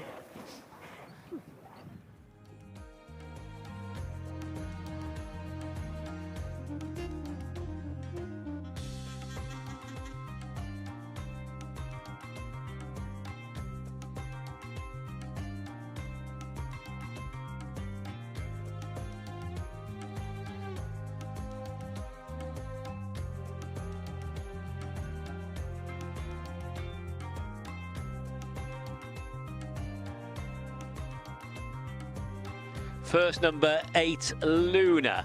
Second, number 5, Call to Court. Third was number 6, Sinatra.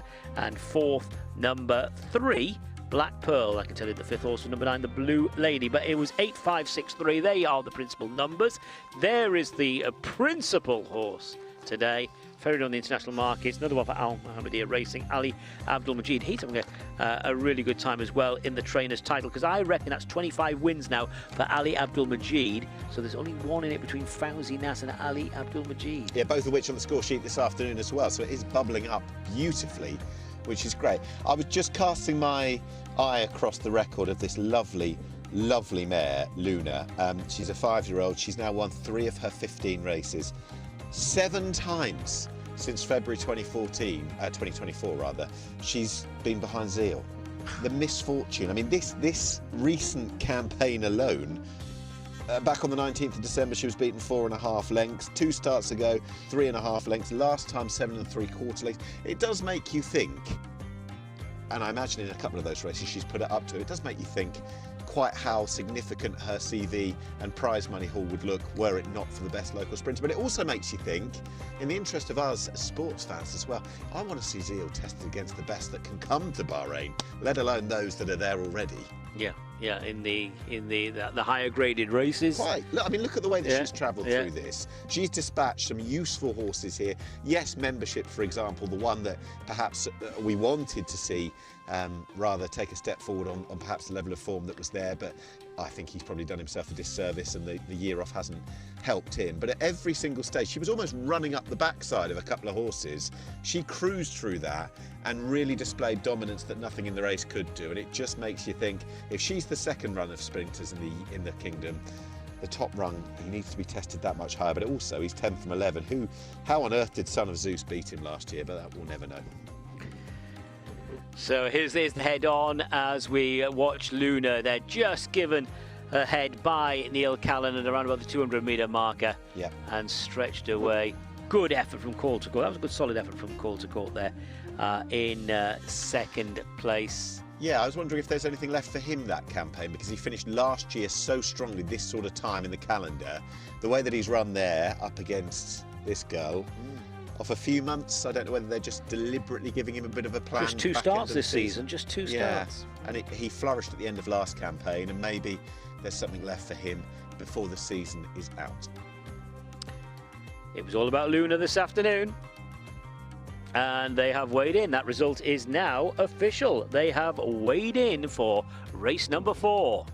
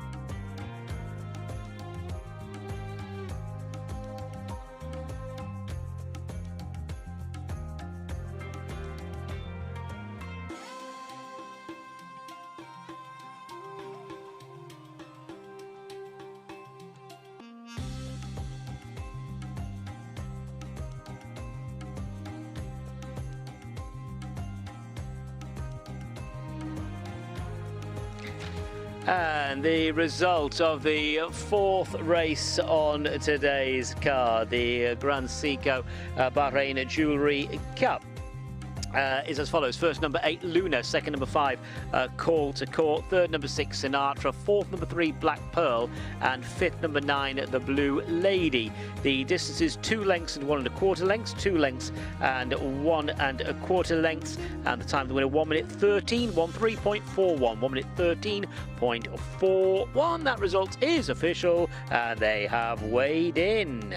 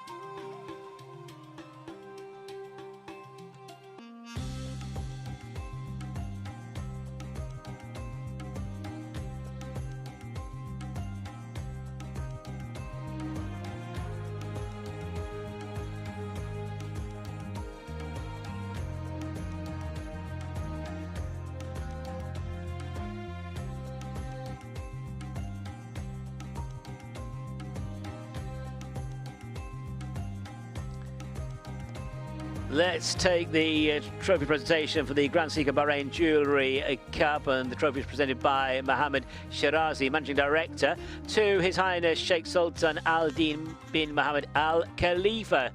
What a fruitful afternoon it has been for the team. Well done. The winner of this race, the Grand Seiko Bahrain Jewellery Centre Cup, Luna.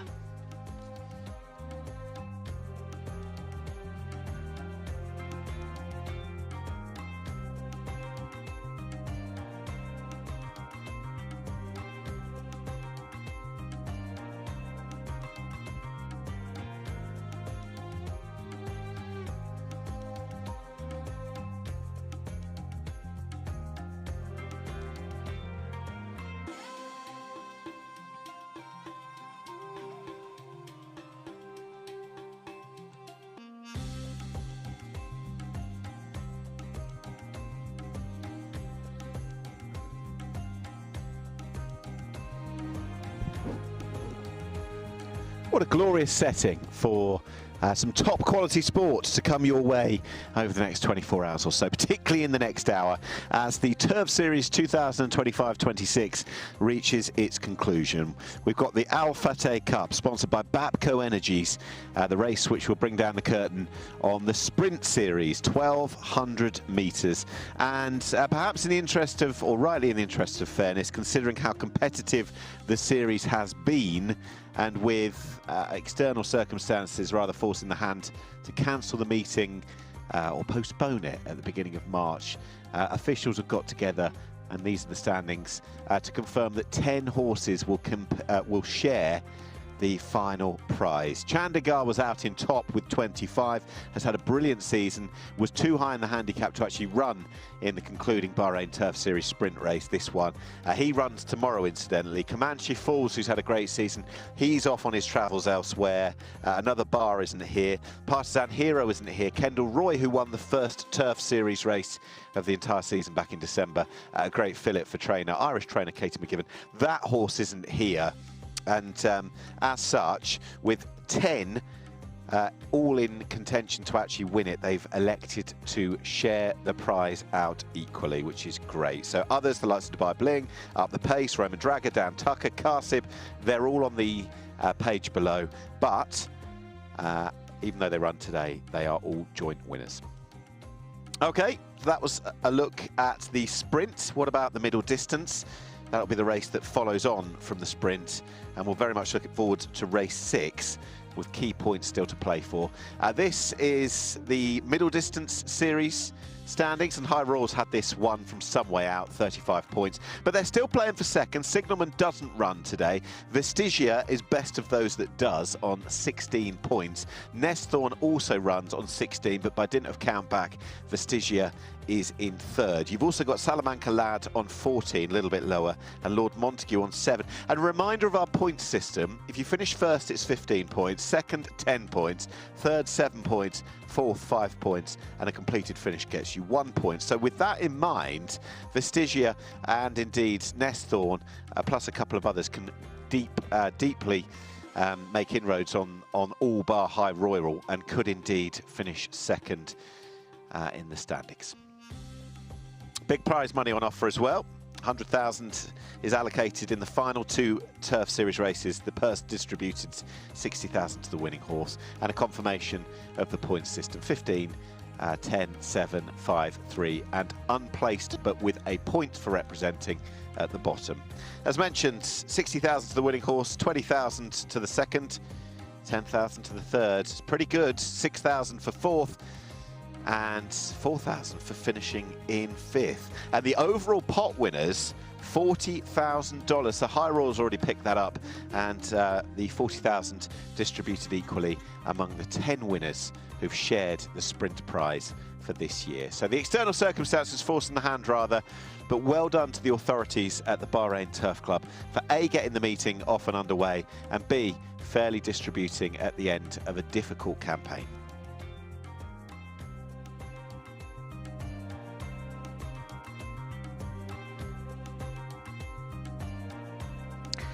So let's take a look at the lineup then for the final leg of the sprinting division, the Al Fateh Cup, sponsored by Bapco Energies. Number 1 is Al Zahir Abdullah Faisal. 2, Dan Tucker, Neil Callan. 3, Roman Dragon, Lee Newman. 4, Up the Pace, Ibrahim Nada. 5, Redemption Time, Benoit de la Sayette. 6 is Desert Cop, partnered by Frankie van Hunsbroek. 7 is Auditor, Edinson Rodriguez. Number 8, Dubai Bling, Stefan Lajaj. 9, Karsib, Hassan Al Safa. 10, Maximum Impact, Mohammed Jamil. 11, Sharky, Hussein Maki. 12, Competizione and Qasim Jamil. 13, Spangle Matt, Rosie Jessup. 14, Inveigle, Abdul Rahim Jassim. 15, Cover Point, Ahmed Maki. 16, Grand City Hall, that horse partnered by Hussein Askar. And 17, Mr. McCann, Ahmed Hussein.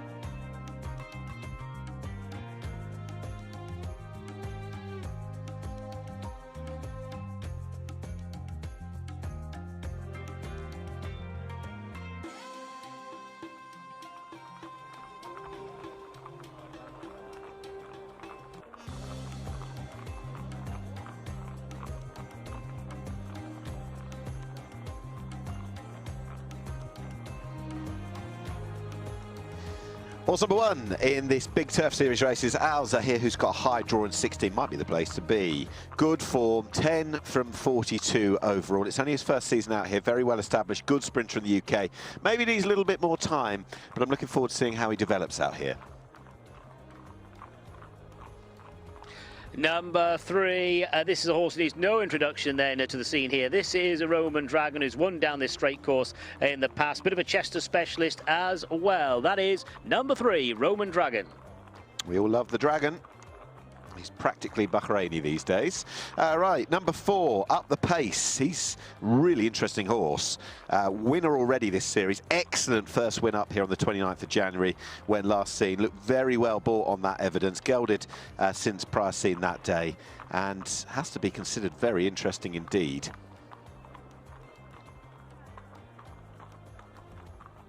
This is number 5, Redemption Time. There's no disgrace, finishing behind the season's top sprinter, one of the season's top sprinters, Chandigarh. And that was the case for Redemption Time over the 1,200 metres here a couple of weeks ago. 5, Redemption Time.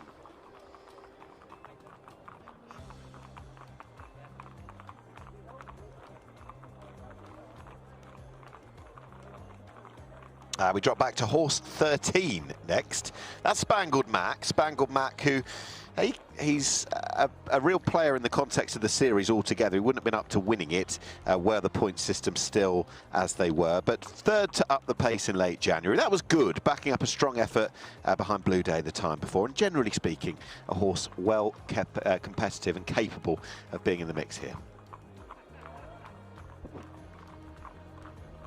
This is number 6, another horse familiar to these surroundings. This is Desert Cup. Was well held last time, but in the Howden Cup Group 2 race was behind Chandigarh, only beaten a length and a quarter. That's number 6, Desert Cup for George Baker. His time of year, isn't it? He came second in this race last year, albeit when it was run in March, before winning a day later, and he is declared to go tomorrow. So history might just repeat itself. Right, horse 7. That horse is next, and that horse is, well, quite an interesting horse, I thought, in the context of things. That's Auditor, who's a very, very big price in the international markets, but I've long since thought he's better than he's shown out here. Let's see. Looks well. Yeah. Number 9 is Qasim. Qasim was third here in the Al Sakir Cup behind the really good winner that day, has to be said, Dan Tucker, partisan hero, back in second. But Qasim only beaten a length and a quarter and a bit. That is the partner today by Hassan Al Sapa, Qasim.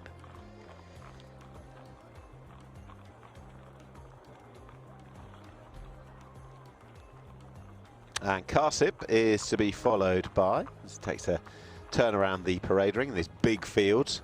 Auditor with the jockey already aboard, a horse who does need to show speed, but maybe there is that little bit of capability still in there. The rider gets up aboard Qasim. Who's next? 10. And that's Maximum Impact. Usually campaigned over that little bit further than this. Hasn't dropped down to sprinting since early season. I seem to remember the stamina test for sprinters that day that it was a rainy old day in Bahrain, uncharacteristic of the kingdom, and probably better over further, but if they go hard, will probably run on a bit.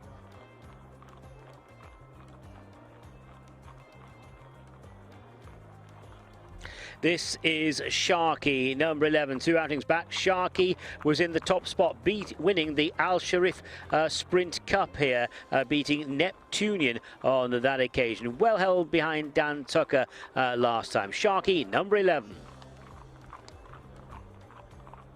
On to 14, that is Inveigle, who's got a high draw, and is a real old veteran out here now, Inveigle, who's a consistent horse, yet an infrequent winner. Inveigle, 14, who's going to break from the same draw. This is Cover Point, would be one of the outsiders today on the international markets, and didn't beat a single runner last week in that race won by Pisner, the winner coming from off the pace, but Cover Point was well held.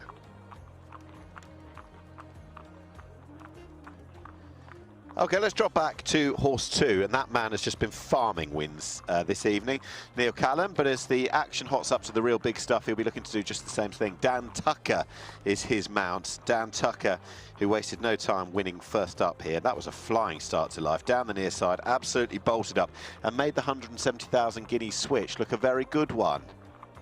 And here is Dubai Bling. I know Nick likes a bit of bling, and Dubai Bling has actually run well here in the kingdom. Good, was third behind Chandigarh and Comanche Falls. That was back in the early part of the year in January. Dubai Bling, Stefan Lajaj aboard for Hugo Palmer. Yeah, he's got a strong hand in this, Roman Dragon and Dubai Bling. As you said, I'm a big fan. Right, 16 as we go back down towards the tail enders. Ground City Hall, whose best form, although he's got a declaration actually tomorrow, best form came earlier in this season. And the runs behind Another Bar and Chandigarh in late January.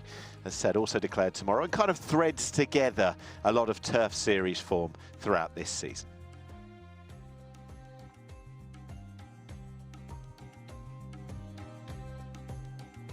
And there in the blue jacket is number 17, Mr. McCann. This horse is an outsider. The last time this horse greeted the judge in the top spot was at Haydock Park in August of 22, and trained by Hugo Palmer on that occasion. Last time out, that was in November 24, was well held, so hasn't run for an awful long time. Mr. McCann, one of the outsiders. Yeah, long absent. Makes his way down, taking a bit of a keen hold, but he hasn't been on track, certainly in racing anger, for a good while. Right, we'll pick up others that we didn't see, and that includes number 12, Competizione, who's untried really as a sprinter. And that includes the time in the UK. He's more of a 1600 metre horse than 1200.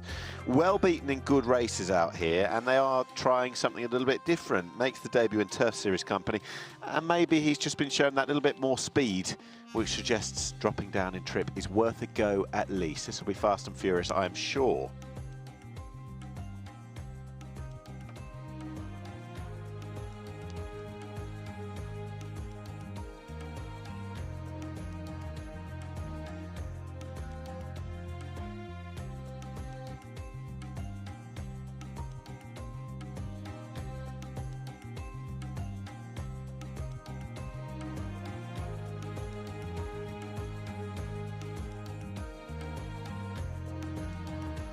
So the horses on their way down for the final sprint series race of the campaign, which is the Al Fateh Cup, which is run a week and a bit, or a month and a bit, I should say, after it was initially staged. But wonderful, well done the authorities for getting this race able to be scheduled, and it's a good race.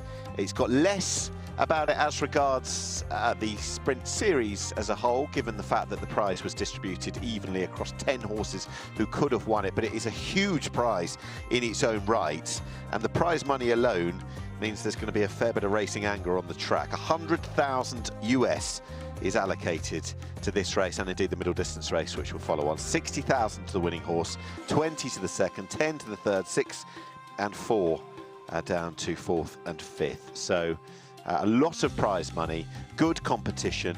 Horses are looking to cap off or improve upon potentially fruitful seasons that we've seen so far. There's a couple of them. Ours are here, horse 1 and Up the Pace. Connections have got big players in that particular division, but I think it's fair to say, after Neil Callan had dominated our thoroughbred races, winning all 3 of them so far, races 2, 3 and 4, this is where the action hots up, and the prize money and status hots up as well. He'll be hopeful that his Dan Tucker can confirm the promise of last time and go and blitz them again. He made a flying start to life in the UAE last time out, thundered down the near side rail from a high draw, he hasn't got that today, to go and win first up from having had a switch from Jed O'Keefe. 170,000 guineas, that stable switch and that country switch, but what an impressive success it was. The assessor out here loved it as well, 10 points higher in the ratings. That form hasn't had much of a test, although Redemption Time in 5th, finished second to series leader Chandikar next time, and visually, there he is, he's a lovely looking sprinter. Visually, it was an epic performance as well. Up the Pace is similar. He's already had one start, which was winning a Turf Series race very impressively back in January, and plenty of connections are going to be keen to see their sprinters put their best foot forward. Let's hear from one now.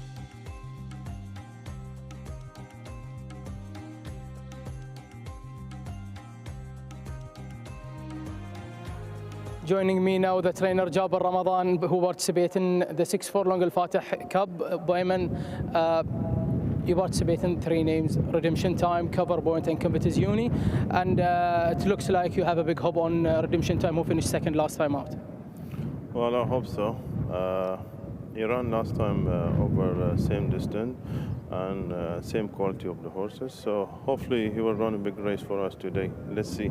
And Competizione as well, dropping distance. Did he show a speed in the home, and you think he can do the 6 furlong over here? Well, we tried him 7 furlong over the bend. He done well, and this is his last run, so it wasn't any races for him. So we said we're going to try him over 6 furlong, and of course the sprint is jockey on him, and let's see how he's going to go. Cover Point as well. You have he have a class to compete with these name of horses, but what do you expect from him in this race? Well, there is some good horses on the race. Of course, it's 80 to 100, Dan Track and the rest of them. But it's a sprint. I mean, they're going to go fast. I hope he's going to do. I mean, if he's got turn, if he lost 2 furlongs, so let's see how he's going to go. It's a 6 furlong straight, and it's a headwind. Do you think will be a challenge or advantage for Redemption Time, because he likes to sit in the mid of the field?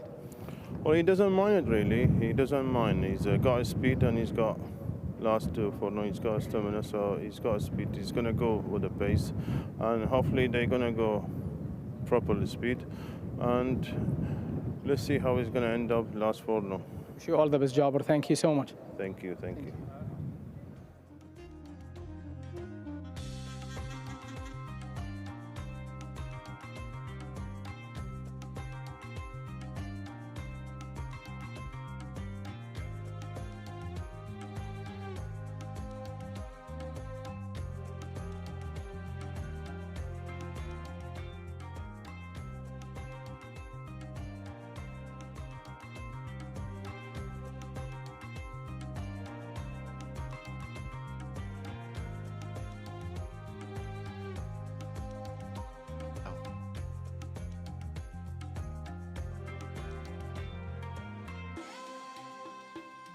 Great to hear from Jabber Ramadan, who can be that little bit understated. Maybe he's just quietly thinking about how things are going to go for his runners. He's got 3, don't forget, including the defending champ tomorrow, Sovereign Spirit in the King's Cup. And it'll be interesting to see how his runners go today. I was doing a preview earlier when very much to the case, or of the idea to Darren alongside, that Roman Dragon, the hardy perennial that he is, could go very well indeed here at a much preferred high draw. But there are blank canvases, unknown quantities up the pace, and of course the one we can't really get away from, Dan Tucker, who looked like a very, very good sprinter in the making. He's already very good from the UK, but particularly strong when absolutely routing the field last time out. And he's got the man of the moment, Neil Cullen, for the right team as well. Big prizes on offer. We heard from Jabber Ramadan, who's got 3 in here, Competizione, Cover Point and Redemption Time, who's probably the play of the 3, but wildly competitive. It'll be interesting to see exactly where the pace is, where the strongest part of the track is that you want to be. I'm hopeful that those that are drawn that little bit higher are the ones to play, but we shall see. International markets tell us that Dan Tucker is clear favourite from up the pace, who's a little bit bigger now, a little bit weaker. Owls are here in thirds, and Dubai Bling is the one that's being supported, so too Karsib as well, and Roman Dragon, 6th choice in on the international markets, remains solid throughout. Quality race upcoming, and it's the first of our 2 Turf Series races. If I had to play, it would be Roman Dragon from Dan Tucker in what should be a pulsating race.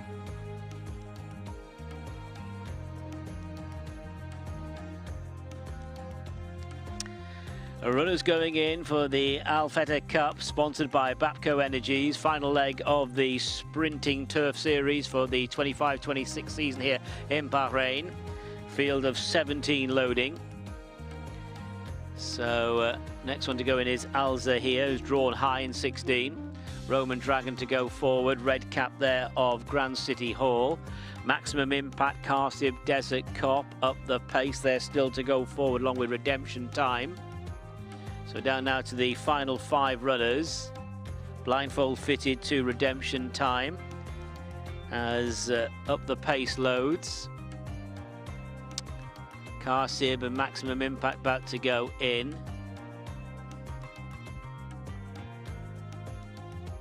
This is Desert Cop in the green and yellow jacket, and Redemption Time to complete the lineup. 1200 meters down the straight. The conclusion of the 25-26 Sprinting Turf Series here in Bahrain. Getting a bit fidgety there, Karsib in stall 13. Redemption Time still not there in stall 9.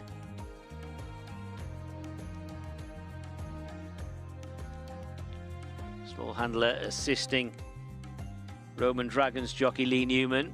In the light blue colours. Oh, Roman Dragon's getting a bit worked up. This is a long hold for some of them. Redemption Time's gone in, so by my reckoning they're ready. They're all in. And they're off. 1,200 metres the journey, not such a good time for redemption time. Cover point began well.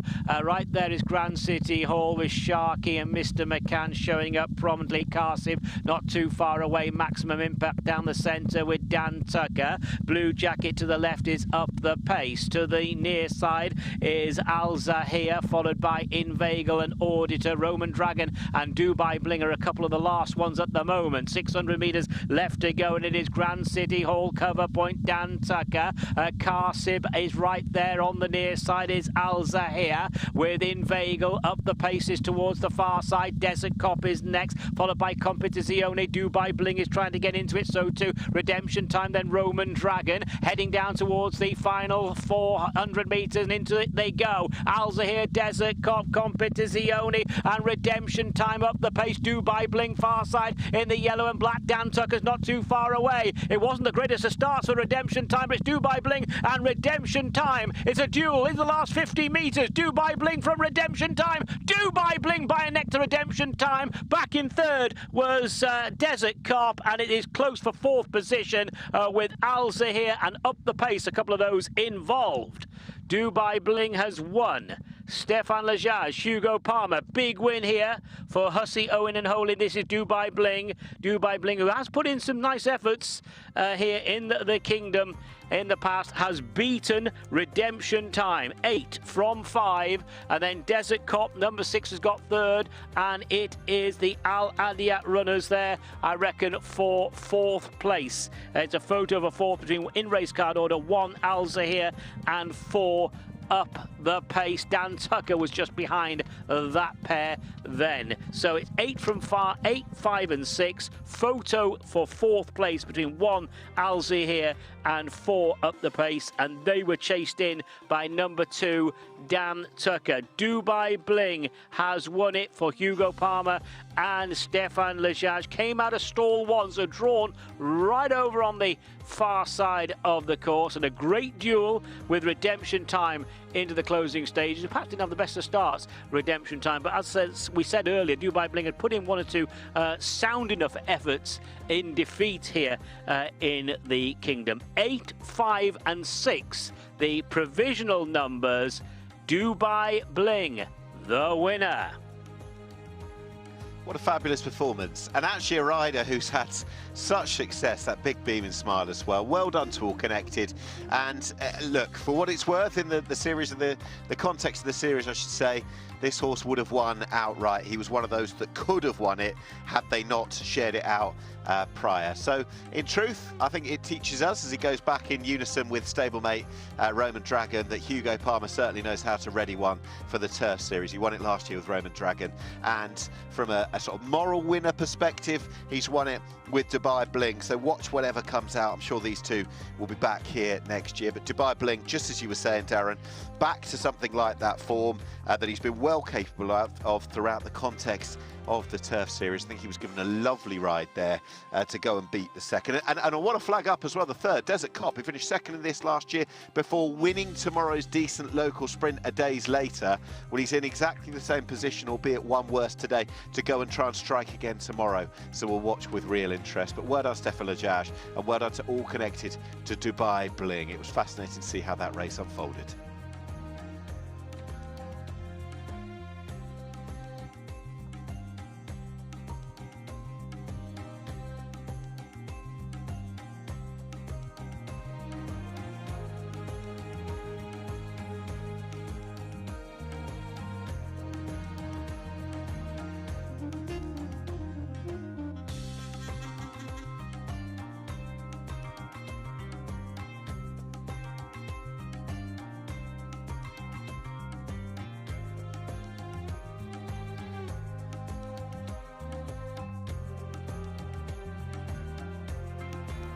We are here with the man of the moment, winning jockey, Stefan Lajaj. Stefan, well done. What a finish that was. Thank you. Yeah, that was a good finish. I just received a quick message from Mr. Palmer. He was only concerned about get him cover. So luckily, it was very easy to do because I stand too long in the starting gate. draw one, you know, you entered first. So we wait a long time, and he half missed his jump. So that helped me to cover him quickly. And luckily, the horses in front of me, they was good enough to bring me to the last furlong. So he don't have to do much when I show him the way. Yeah, but that was a very lucky win. In the way I wasn't supposing to ride this horse at all, and that's a lucky winner. Yeah, every race he entered, he was knocking the door. Yeah, I saw his first run was very impressive. After that, I think he been a bit unlucky. Today his shape look amazing, and I think the rider here they do an amazing job with him. Yeah, here also well done, Stefan, and here also with me the rider. He ride him every morning. Ali, well done. Did you expect that performance from him? Yeah, for sure. He's been training good. He's been doing super good, and he's just getting better and better every single day. And yeah, he just came fresh and win it. You know. It's a huge thing to ride the horse that he won the Bahrain Turf Series in the last league. So do you have a big hope on him as he won today? Yes, he's been for the last 3 weeks. He's been training super good, and he's been eating good. He look good. The horse is just getting in better form, and he's been taking the training super good. And there you go. He just came here and won. Enjoy that one, Ali, and well done. Thank you. Thank you.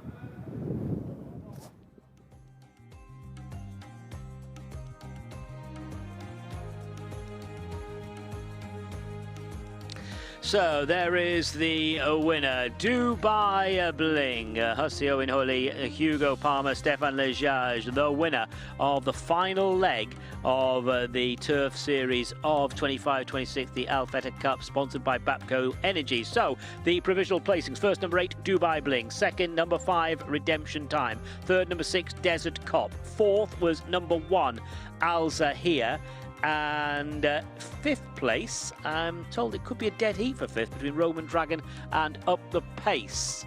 That is what we're led to believe for fifth position. But Dubai Bling has won. Another great result for the Hugo Palmer team here in the Kingdom. And he's all smiles, Stefan Lejage, and deservedly so. Watching the head-on pictures now. Now, Dubai Bling got the cover. He came out of stall 1, but Stefan managed to get the cover here, Nick, which is, I think, what he set out to do. The text was there.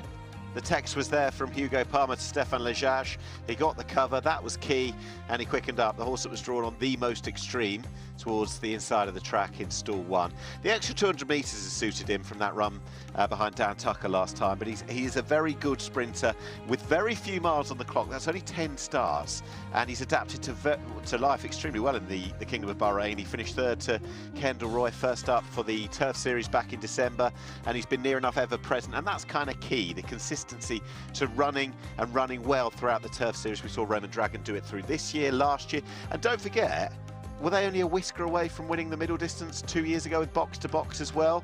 Hugo Palmer, we talk about George Baker and the success, and rightly so in Bahrain, but Hugo Palmer is a dab hand from afar, I'm sure, at the moment, with horses in this particular series. There's a believability to the result as well when you consider who's come second. The horse who was second to Chandigarh last time, who was outright clubhouse leader in the series.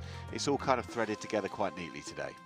So should we say the right horse is form-wise? I think so. Yeah. I'm quite satisfied with the result anyway. Okay. I'm pleased about that. Yeah.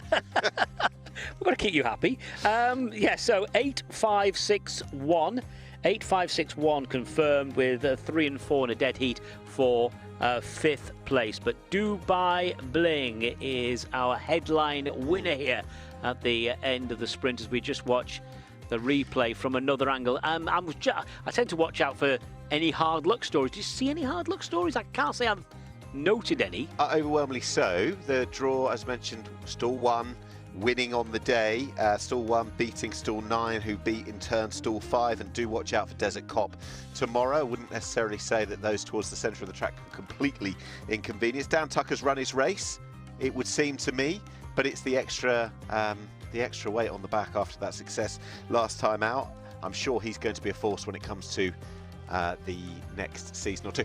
Do flag up the horse that's come second, because that start was less than ideal for Benoit de Sayet and Redemption Time. Out of stall 9, you flagged up that he was having trouble in the gate.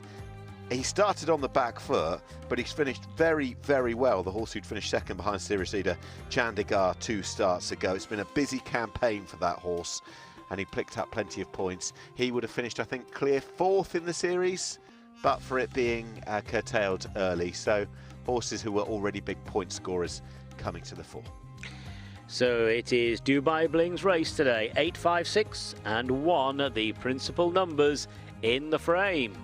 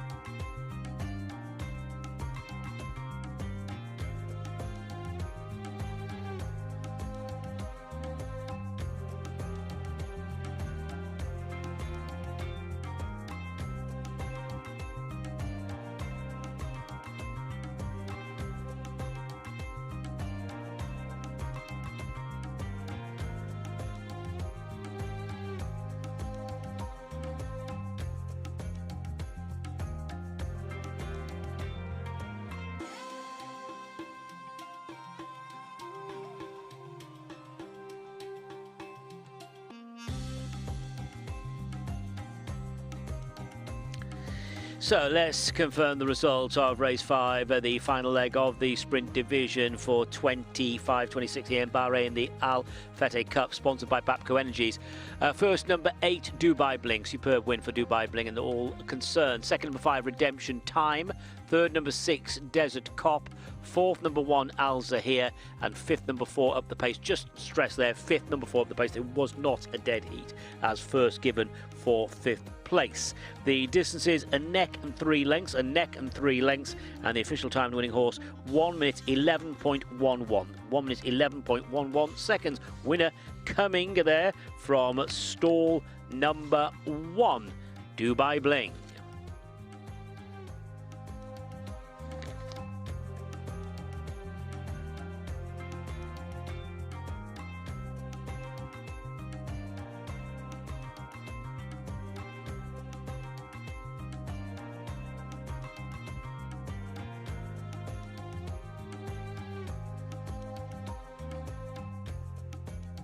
And time now for the trophy presentation after Dubai Bling lit up Bahrain. What a beautiful trophy that is as well.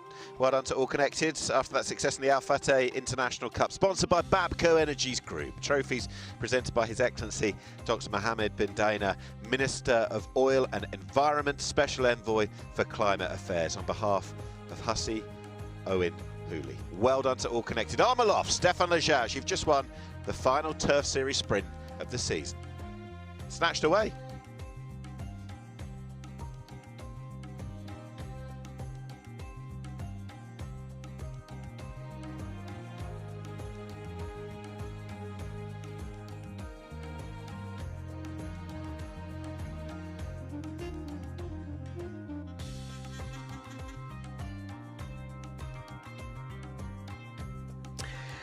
And now it's time for the conclusion of the Turf Series for the middle distance horses. It's the International Handicap over 2,000 metres.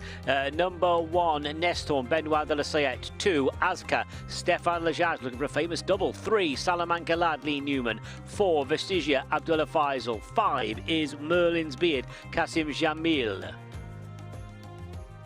6, Knight of Honor, Neil Callan. 7 is Lord Montague and Ibrahim Nada. And 8, What Happens in Vegas, Hussein Maki.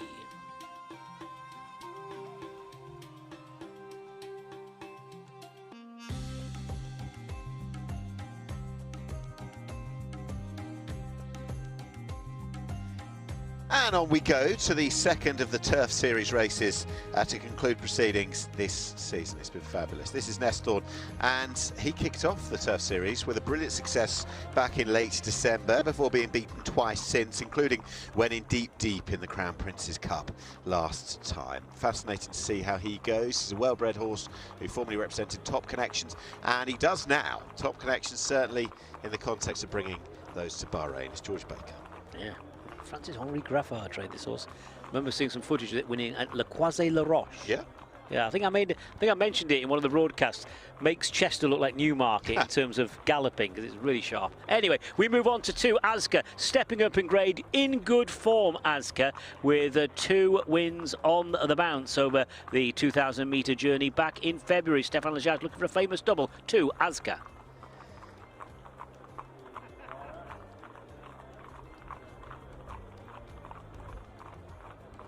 He's been a horse of very good form indeed and brings different form lines into this. Salamanca Lad for Jabba Ramadan, who's triply handed tomorrow in the King's Cup. Salamanca Lad could give him big success here. Good form in the Turf Series. 4th in the Aldana in January. 3rd to Dayan Manutin in the end of the month. And part of Jabba Ramadan's raiding party on Saudi Arabia mid-February. Quite well beaten. But could finish 2nd in the series. I don't want to criticise you, Nick, but that doing my nutting was hardly a Scottish accent, more like Cockney. But anyway, dreadful. I know. I mean, our Scottish cousins are up in arms. Number 4, Vestigia, favoured on the international markets, but only just favourite. Good solid effort in the Anchorman Cup behind it, doing my nutting, beaten 2.5 lengths on that occasion. That is Vestigia.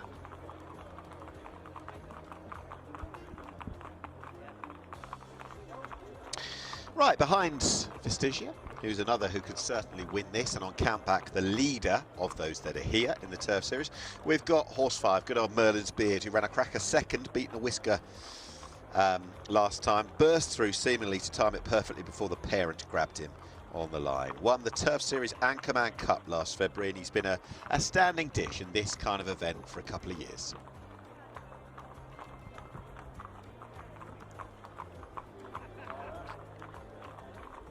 Is a standing dish in the Kingdom as well. Knight of Honour, 5th behind Refreshment last time. Got form with Aska, was 3rd behind that horse over a slightly longer trip. That was back in the early part of the season, back in February. Knight of Honour's last win was in February last year when winning one of those key Turf Series races, won the Bahrain Vision Cup on that occasion. That's Knight of Honour.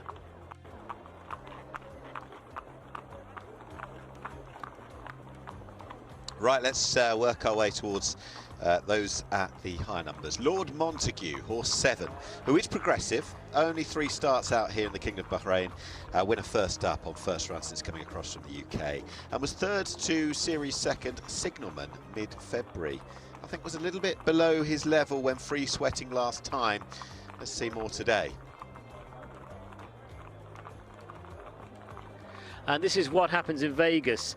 Horse number 8 won at Windsor back in August when trained by Ian Williams. Had a few outings here in the Kingdom, including a winning outing. That winning outing was over a longer trip, went over 2,400 metres, beating Marwood and Malachi back in February. Just looking about that Windsor outing, that Windsor win, I should say, was over this distance. That's what happens in Vegas. Would be one of the longer shots on the international markets today.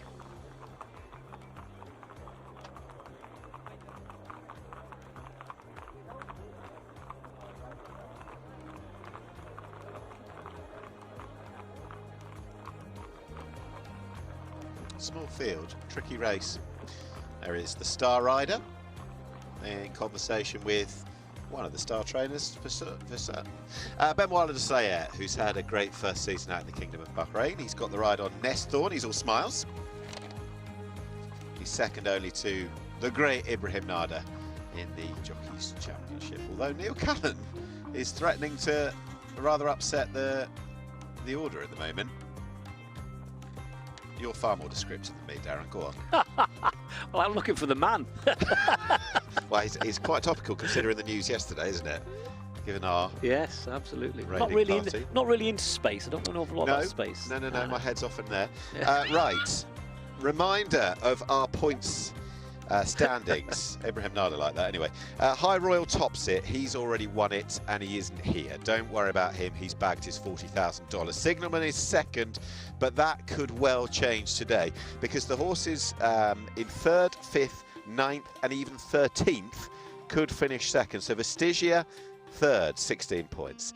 Nesthorn 5th, 16 points on countback. Salamanca Lad 9th, 14 points. And even Lord Montague, if he were to win it, would propel himself up to 22 points, and then it would see what the likes of Vestigia, Nesthorn and co could do. So we could have a real change as regards the finishing positions, and there's a lot of prize money to be playing for. So looking forward to seeing how this goes, and looking forward to seeing how the final standings are at the end of the Turf Series. Unlike our previous race, it's not determined before the race is run.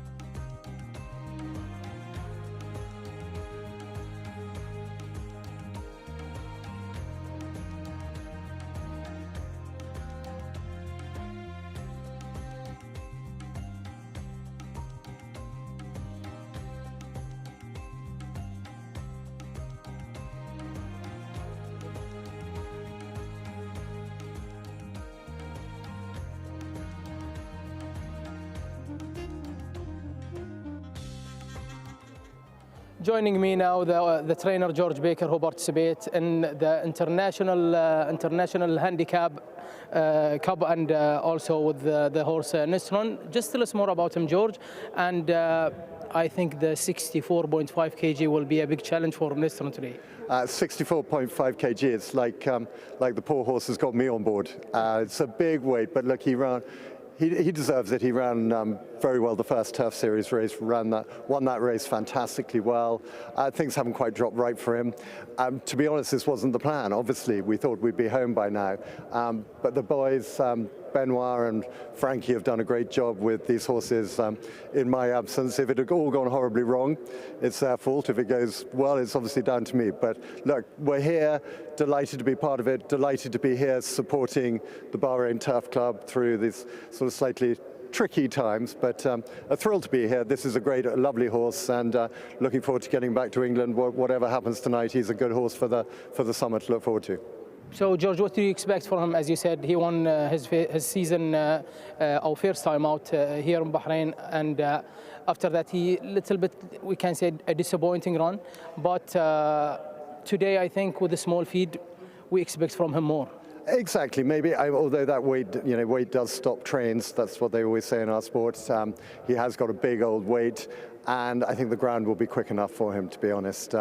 He's probably going to be better when we get him back home on genuine good ground as opposed to proper quick ground. But it's safe ground.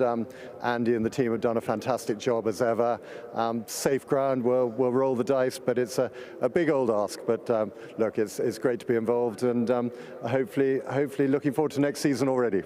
Wish you all the best, George. Thank you so much. Thank you, my friend, very much.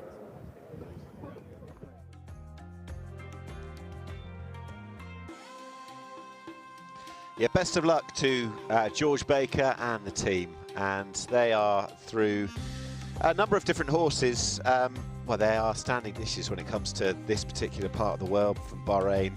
And they've done extremely well down the years. Nesthorn already looks like a very good horse to go forward with. We saw that back in December. The weight is going to be a problem, or the weight is going to be a challenge rather. But he's a very good horse indeed. And he's still got very few miles on the clock, and he's been in a deeper level of race to this. Wouldn't be surprised if he runs very well. The international markets tell us that he's no back number by any means, around about an 8-to-1 short, sixth choice of the punters. It is Vestigia who heads the market from Knight of Honour, Salamanca Lad, Lord Montague, and the one who I thought would be shorter and nearer the top of the market, Azka.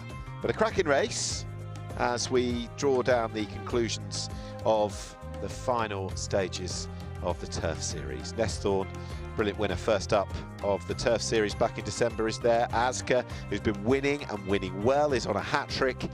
He's very much a player. That was what happens in Vegas. You can see down horse 7 is Lord Montague, who's progressive, winner first up, only first run that day since coming across from the UK, and was third to series runner-up, or current runner-up I should say, Signalman, a little bit below his level, went free sweating last time. That's for Vestigia, who's best of those in this race as regards the standings, third on countback, and the best representative in the Turf Series in this race. Didn't beat a rival here last week when Panning for Gold beat him, but is capable. In they go. So here we go, the conclusion of the 25-26 Turf Series. I'll keep up. This is the International Handicap. It is over 2,000 metres. Last of the runners going into the stalls. Our last runner to go in was What Happens in Vegas. That's it, and they're racing. What Happens in Vegas was well into stride. Salamanca Lad is racing prominently as they head towards the inside rail. Leaders are being followed by Knight of Honour and Merlin's Beard, with Lord Montague held up. Nesthorn is also behind horses as they go through the early part of the race. Vestigia is towards the back, and the leader is What Happens in Vegas. Leads by about a half length to Salamanca Lad in second. Break of about 5 or 6 lengths to Knight of Honour holding third. Merlin's Beard Red Cap 4, back in 5 on the inside. Lord Montague, chased by Nestorn, and then comes Vestigia. Azka is bringing up the rear. They move on now into the back straight. What happens in Vegas and Salamanca Lad? That pair are being followed closely by Merlin's Beard, who is on the outside of Knight of Honor, and then back in 5th position is Lord Montague, being chased by Nestorn.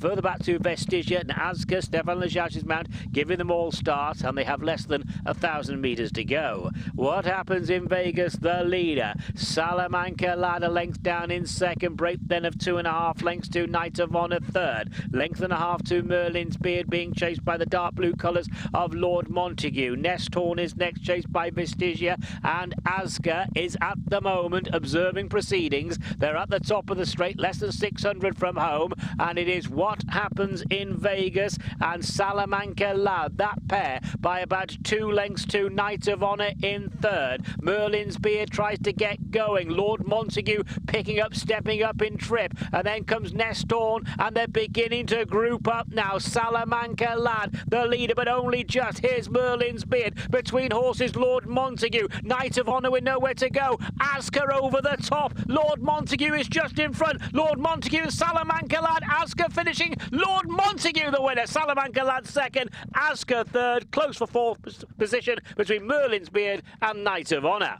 That's a big win for Lord Montague. Up in trip, of course, here today. And Lord Montague has come good for Daniel and Claire Kubler, Al Adiat Racing, and Ibrahim Nada, a horse who was third last time out and won here in January over a mile, but no such problems in seeing out the distance today here in the Kingdom. Was third, I say, last time, had placed form in the Bahrain Vision Cup behind Signalman and Westridge, given a top ride by Ibrahim Nada.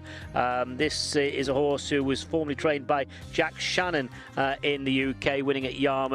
Well handled by Daniel and Claire Kubler and Al Adiat Racing. This is a famous win. Ibrahim Nada aboard Lord Montague, who hits the line in grand style to win the international handicap. It was a busy old finish. There were quite a few horses there. So what a race Salamanca Lad has run in the hands of Lee Newman. It really got busy in the closing stages there, Nick. Did indeed. Fabulous to see Al Adiat Racing colours. Successful in Turf Series company, and the man with the biggest smile in the Kingdom, Ibrahim Nada, who's miles clear in the Jockeys Championship, the champion jockey, had this horse in the right position to quicken and go and win that race. I do think if Stefan Lejage might have had Azka that much more forward, he might have been there to go and pick up, but at the same time the pace has won this of Lord Montague, stepping up to the 1.25 miles to the 2,000 metres, and a champion's ride on a massive day. We'll hear from him shortly.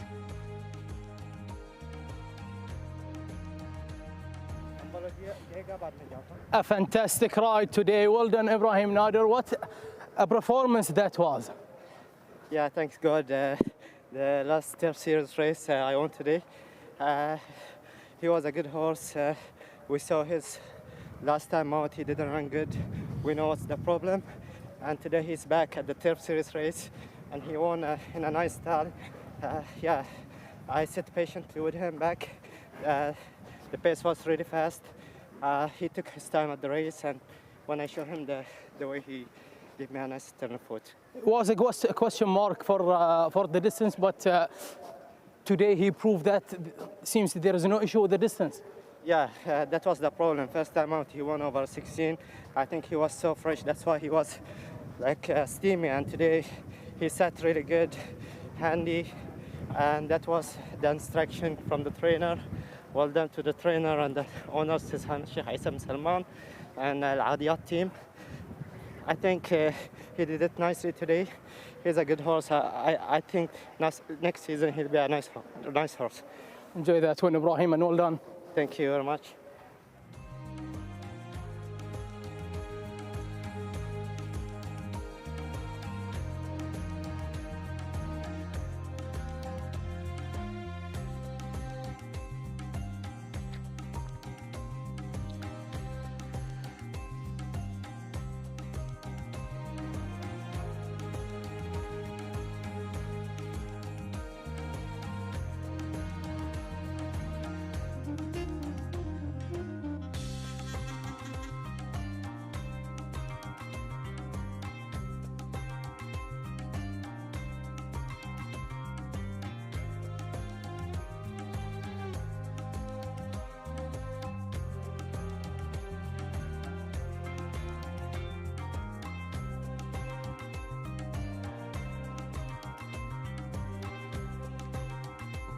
So the provisional placings of the International Handicap as follows. First was number 7, Lord Montague, a very important winner, big win, one of the many highlights, I suppose, for the connections this term. Al Adiat Racing, Daniel and Claire Kubler, Ibrahim Nada. Second was number 3, big run from this horse, Salamanca Lad. Third, number 2, Aska. He's certainly improving. He's climbing the ladder, Aska. Good run there in third, coming from off the pace. Fourth, number 5, Merlin's Beard. And fifth, number 6, Knight of Honor. Entering the winner's circle, the hallowed winner's circle here in the kingdom, is Lord Montague. And this week is not over yet for Al Adiat Racing and the whole team. Daniel and Claire Kubler, Ibrahim Nada. Another big night of racing to look forward to tomorrow. But Lord Montague has got his name in the lights at the end of the Turf Series here and the International Handicap. And of course, Nick, this is a horse who's actually stepping up in trip. And maybe that's the pace that's won it on the day. I do think the rider of the seconds, given Salamanca Lads, Lean Unit, given that horse a good ride to go and get certainly the best possible position that horse could go and get on the day, because there were 2 that were slightly ignored by the rest of the pack as we see them swinging for home. And at that point, Salamanca Lad had what happens in Vegas well covered. Next in, I think that probably Knight of Honor, who's been a little bit more than unlucky, probably just didn't have the pace at a key point to go and challenge. That might have been the difference, but both he and Merlin's Beard maybe have run to a degree to their levels. Aska's come from right off the pace, but right in the hustle and bustle. Lord Montague, who was free sweating last time, and Ibrahim Nada wanted to illustrate the excuses for why the horse didn't give his best possible showing, has certainly done so today. And you're right to flag up how significant this weekend can be for Daniel and Claire Kubler, new to the kingdom, but winning races where the rider punches the air like that, that's all what it's about. And when you consider that tomorrow they've got both Westridge and Cracks King in the King's Cup, and so too Pisnair and arguably public property number 1 Byline in the Al Methak Mile, it's these kind of weekends, these kind of major festivals where you're going to get judged and your work will be scrutinised that much. And when they're winning these kind of races, and they've won with Cracks King and they've won with Byline already this season, that's the most important thing you can do.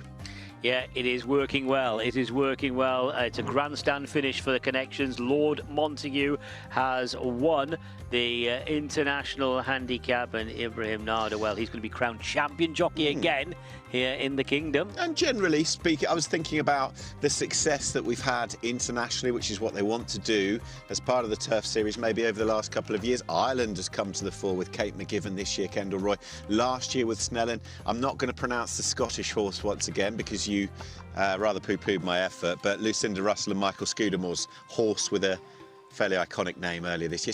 So I know that the current circumstances haven't allowed for that, but we've seen some really good British, European horses coming across, Irish horses, and more of the same hopefully next year as the Turf Series gets on for nearly a decade old. It's certainly approaching 6 or 7 years now, and it's very well established. So hopefully we've got lots to look forward to in 2026, 27. I'll get the years right. Yeah.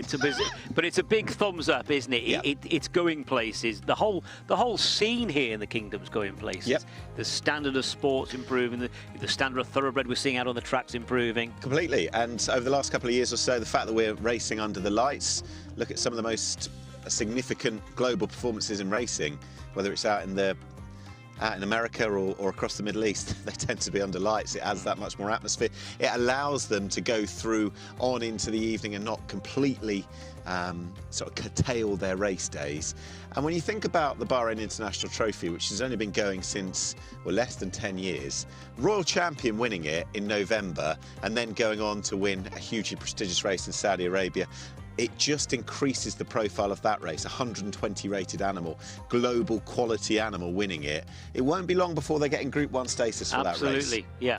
Before the decade's out, they'll be doing it. Yeah, well, we've seen it climbing the ladder anyway since its inception. Now we're just watching the final 600 metres. We saw the start.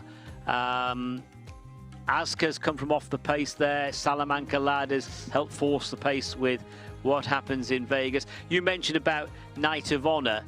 Yeah, I thought in commentary, perhaps not getting the rub of the green, but I think in the cold light today, it was a case of tactical pace, just he didn't have it when he needed it. He didn't have what Lord Montague had. And, and maybe Asker, if he was that much more forward on the day, and I know they wanted to play him from in rear, maybe, just maybe, he'd have been the biggest threat to this fella. But he's a good horse, and the champion's given him a fine ride to win on the day. And they have weighed in. That result is now official. So we'll get the distances and the time shortly. But it is now official. Lord Montague wins the final leg of the Turf Series, the International Handicap for Al Adiat, Daniel Leclerc-Kubler and Ibrahim Nada. That's a big win.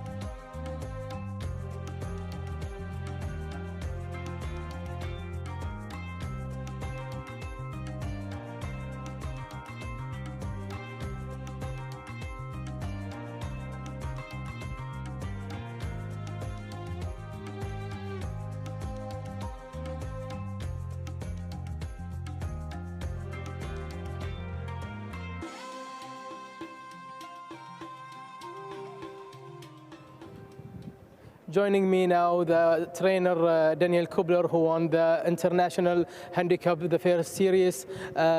First of all, Daniel, well done. Lord Montague, he ran a huge run today, and he shows the distance doesn't make any issue for him, let's say. Yeah, no, it was great. First time he's run over that distance, and he did it really nicely. The race set up very well for him. They went a nice even gallop, but he was able to show the speed he's got. You know, his best form has been over a mile so far. Obviously today, probably that is his career best. So I think now we have to say his best is over 2,000 meters. But yeah, he did it very well. Also, when I spoke to the jockey Ibrahim Nari said the instruction was to sit a little bit in the back to hold the fast pace, I can say. Yeah, you know, we knew he's got a lot of speed and he's got a turn of foot, so just conserve that ability to accelerate and just wait a little bit, and it worked very well. And he did a beautiful job, Ibrahim. You know, he timed everything right. He was strong in the finish, and no, it was good. We saw your action in the finish line, so it seems like it's mean a lot for you, Daniel. Yeah, look, there's no crowd here, so someone's got to cheer the horses home. So we'll give it. And you know, when His Highness first sort of sat down with us and talked about the job with myself and Claire, one of the things he said he'd really like to do was win a Turf Series race, because he hadn't won one yet. So it's great that we've won 2 for him. And you know, he's really supported us and went out and purchased horses that have, you know, got the ability to do it. There's a lot of hard work. Claire and you know, worked very hard at the sales along with Alistair Donald.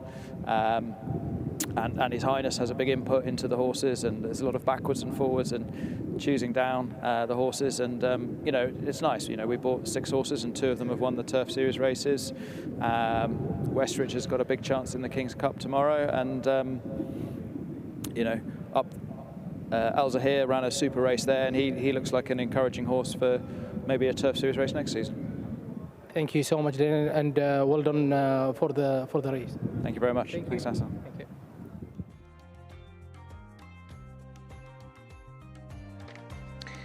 So let's confirm the full result. First was number 7, Lord Montague. Second, number 3, Salamanca Lad. Third, number 2, Azka.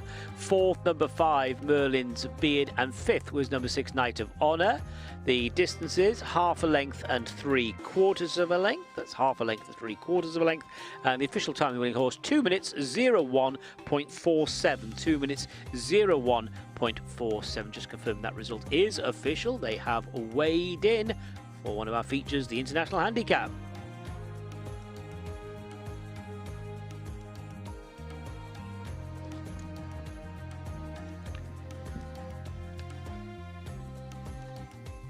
Lord Montague, the winner of our final Turf Series race of 25-26. Congratulations to the winners after the International Handicap Trophy. Presented by Mr. Ganesh Pillai to Al Adiyat Racing. Indeed, Ibrahim Nada, the champion jockey, and one half of the great training duo, Dan Kubler. Congratulations to all connected to the upwardly mobile Lord Montague.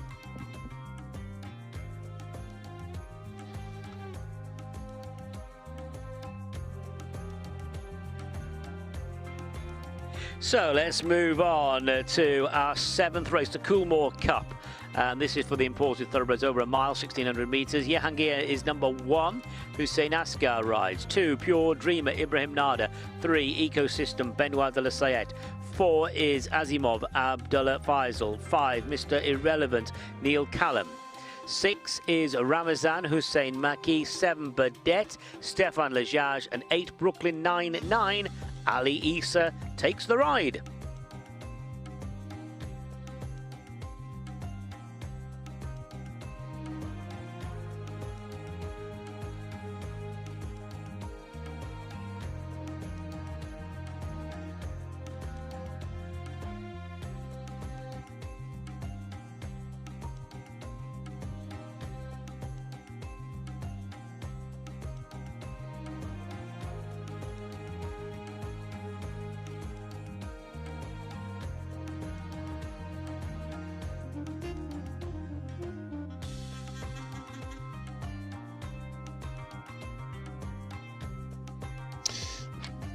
As we begin the build-up to the next race, the Coolmore Cup, 1,600 metres. Let's have a look at number 2. That's Pure Dreamer. A success for the Kublers, Ibrahim Nada, and these colours just a few moments ago, of course, with Lord Montague in the 2nd Turf Series race. Pure Dreamer, 6 from 33 overall. He did best bump into the best local horse around, Gooman, a few times, and so too Byline, so he's been in exalted company. This is number 3, Ecosystem. Now, Ecosystem's had 2 outings so far this season. Did finish a lot closer to the winner last time. That was race won by Bacenta. Remember, this is a horse who'd been off for some time. The last win recorded by Ecosystem was in February 24. But we know this team, these connections have so much success here in the kingdom. That's number 3, Ecosystem. Yeah, won the Anchorman Cup Turf Series back then. Asimov is 4, who won a lesser race last time, 3 weeks ago. That was a 0 to 85, but he picked up beautifully to go and win that day, and going back to 1600 metres won't be a problem. He's a horse who knows how to win, and that counts for a lot.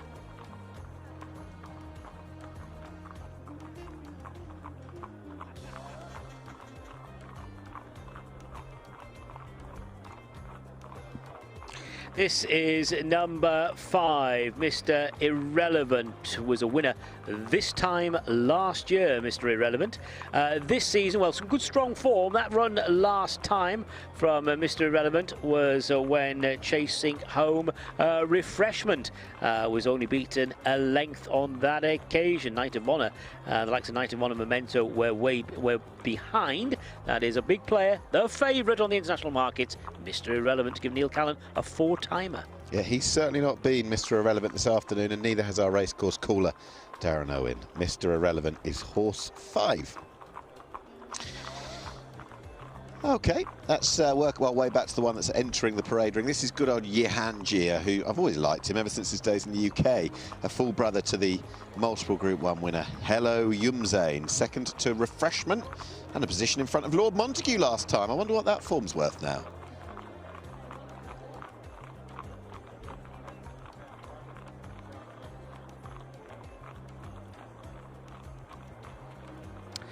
Number 6, Ramazan. It was a bit of a busy old finish last week. Won by Pisner over the 1400 metres. Ramazan was involved, not beaten miles. That was over 1400 metres, and that's the thing about Ramazan, the trip.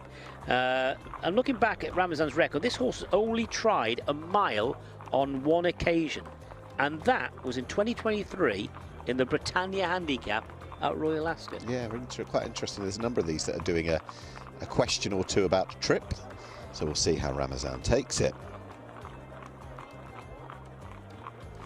On the way down to post is Burdett, who is coming towards the end of a very busy season, busy campaign, and since winning second up for the new season back in November, has probably found life tricky between mixing sprinting and being a miler, and has found winning tough since then, and maybe a little bit tripless these days as well.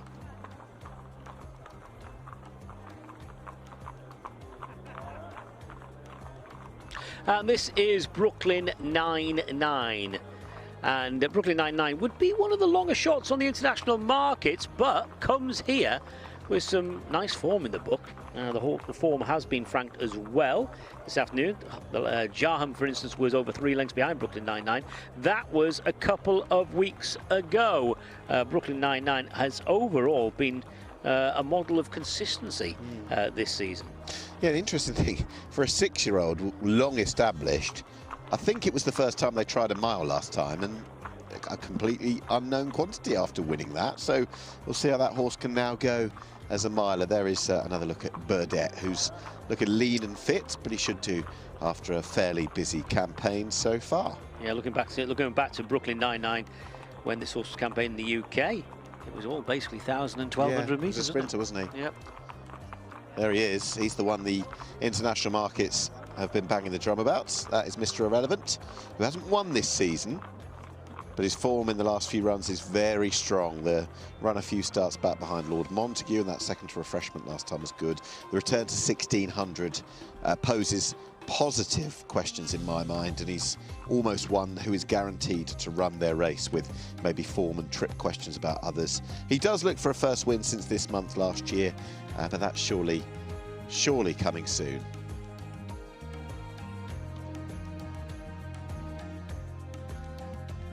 Four is Asimov, who won a Leicester race last time, but as said, he knows how to win, and he picked up beautifully to go and win and run away to success that day. Going back up to 1,600 metres, that won't pose any problems to him. There'll be a few connections happy that their horse mixed it with Lord Montague last time out. Our favourite's one of them. Jehangir is another of them. I've always liked Pure Dreamer, horse 2. I'm sure it was him who won a race a couple of years ago, got loose and did a whole lap of the track and beyond, and had to be caught and brought back about 20 minutes later back to the winner's enclosure. It was one for the barn, if not him, but they did very well to catch him. I think he was slightly worn out after his exertions. There he is. And as mentioned, he's mixed it with the best milers that Bahrain can offer. Gumon a few times last season, and in those same colours, the brilliant byline as well. So he's getting a little while since his last win, but there's nothing of Gumon or byline's quality here. Ecosystem, who, as Darren mentioned, hasn't been seen much, missed 13 months until returning in January, might still be working his way back to things. And even though he deserves the benefit of the doubt, there's got to be suspicions that he's not quite as good as he was and needs to prove it in even lesser company. But after the heat and thrill of the 2 Turf Series races, it's back to some very nice indeed domestic horses to show their quality in this 1600-metre Coolmore Cup. 3-year-old and upwards, good strong race, 0 to 95 company, and it's our penultimate contest on day 1 of the King's Cup Festival.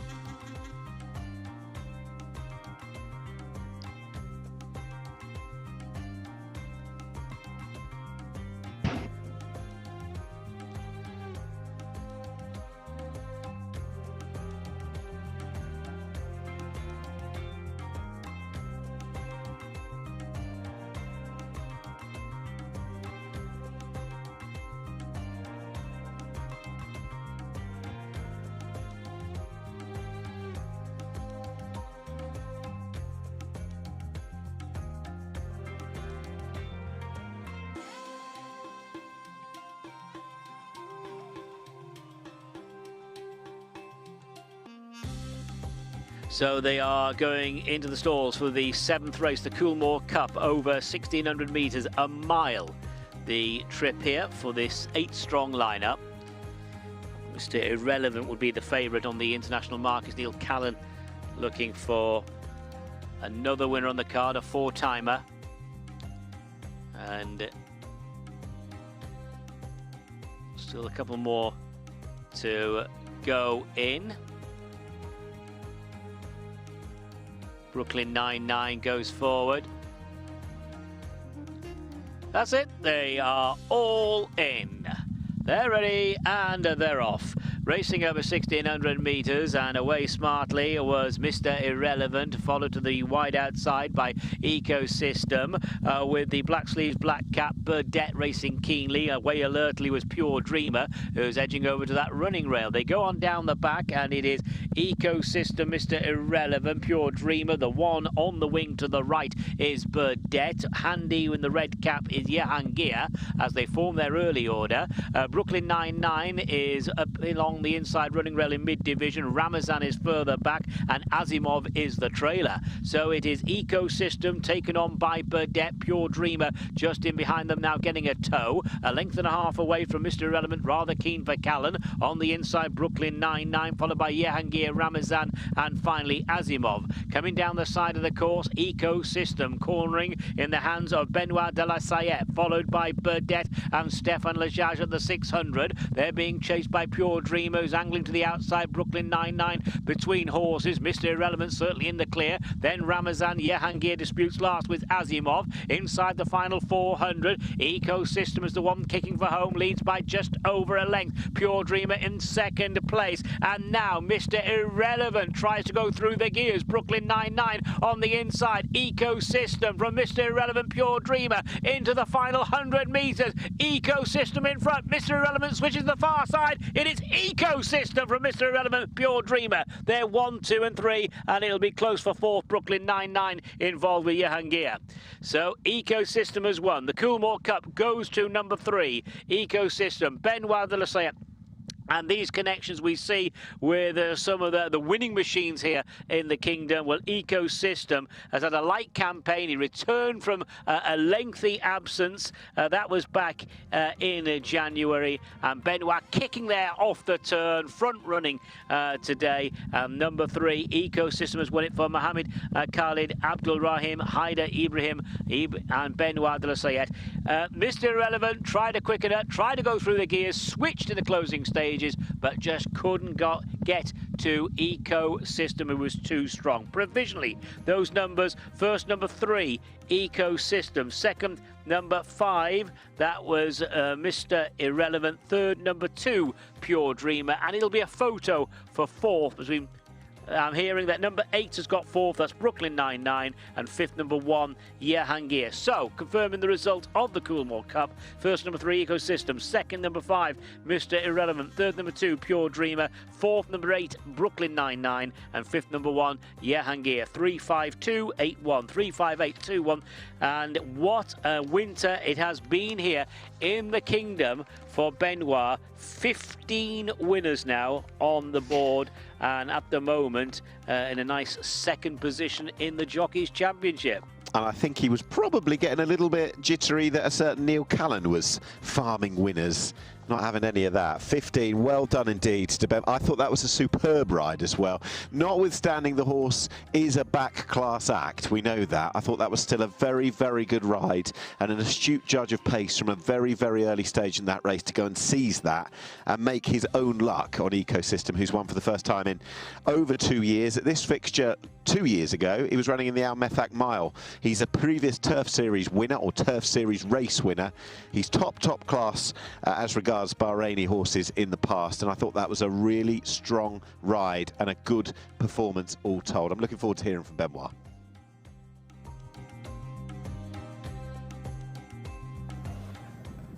Impressive victory from Ecosystem and ridden by Benoit de Lesseat. Well done, Benoit. It's a start to finish, and the blinker works well. Definitely, he's a horse. If you can get him for the front end and just dictate it from the rail, he seems to just come alive underneath your hands.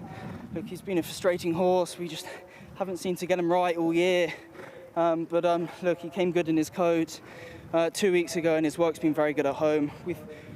It was an impressive run the last day. I'd say it was an improvement with the blinkers, so we decided to keep it on, and look, it's worked a treat, and super delighted with this horse. I've ridden him out since the day I arrived in the kingdom, so look, this one means a lot. This is a good gift for you, Benoit. Well done. Thank you.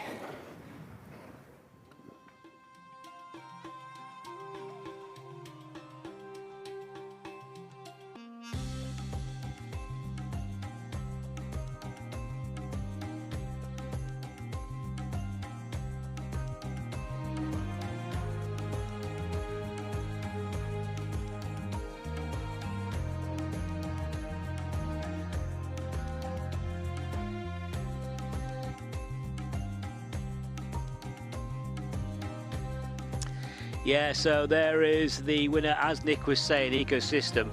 Horse has been in the past highly tried at the back class in the book. Ecosystem, and Ecosystem well placed here. Nice opportunity for Ecosystem to find his feet once more.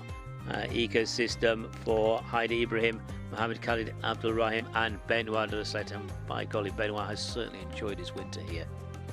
Hasn't he just? Hasn't he just? That opportunity that's come his way. Well done him as well, and hopefully this is the first season of many that he will choose to have out in the Kingdom of Bahrain as well. He's an 8-year-old, this fella. He missed 13 months. You've touched on just how good this horse used to be. His old sparring partner, Byline, who's a year older than him, he runs tomorrow as well. So it is a place where proven stars can endure in Bahrain as well. But I just thought the winning of the race was early doors. Fantastic judge of pace with watchmaker's precision in his head. It was a catch me if you can kind of thing, and they couldn't.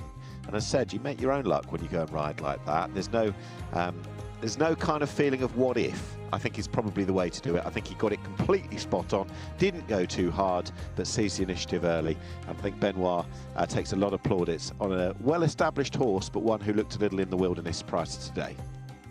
Yeah, it was certainly a top ride and a top performance from his partner there, Ecosystem. Just watching the closing stage, watching the replay here, the head-on, Ecosystem in pole position. At that stage, Burdett was just on the retreat. Pure Dreamer launched a big effort. I just thought 400 out. I thought, now he's starting to go through the gears. Mr. Irrelevant coming there with a big chance, but he just could not quite get to the winner. No, and Benoit wanted to praise Connections for applying the headgear last time out, which I maintained on this occasion. This fella, look, you can just see him as we switch to slow motion. He was wandering out towards the centre a little bit, but he wasn't stopping. He really wasn't stopping. While the others were closing, this fella wasn't giving them an inch. side on, you don't appreciate No, you don't. that, do you? But he has actually drifted a fair way from the rail when you consider where he is there at the 200-metre marker. And so no wonder Neil Callan ended up. Well, I think Neil Callan's mount actually is a bit of both, really, switching stroke, edging over there to the far running rail, Mr. Irrelevant. But yeah, fine performance from Ecosystem. Don't you just love these connections? I mean, they have so much success here with a number of the local breds as well. You know, we're talking about the likes of Zeal and Jerusalem, those sort of horses. Love these colours. Goman. Oh, he was great. Yeah, he really was. I loved that performance in the Amithak Mile last year. And Zeal, you only have to get me started on him. I think the amount of times I've banged that particular drum, there's not much left on him. I want to see him up against. Don't get me wrong, I'm not saying he should go and win a Jubilee at Royal Ascot, but I want to see him. He wants to see him in the UK now. I don't know. I want to see him. I want to see him in proper races, or up against some of the better imported horses. And for Benoit, look, he could cap off a wonderful season with Phantom Flight, which is a wonderful ride to pick up in His Majesty the King's Cup tomorrow, Group 3. A man in George Scott who's won the race, of course, with a certain Isle of Jura, who we rather fanboyed a couple of years ago, or I did. Yeah, but look where he ended up. Didn't he? Look where he ended up. And it was an opportunity as well to show that Bahrain form, you know, maybe people would have raised an eyebrow slightly, but that horse came back and was an epic winner of the Hardwick over the horse who went on to run away with the King George and also the Ark. So there you go, if it's as literal as that.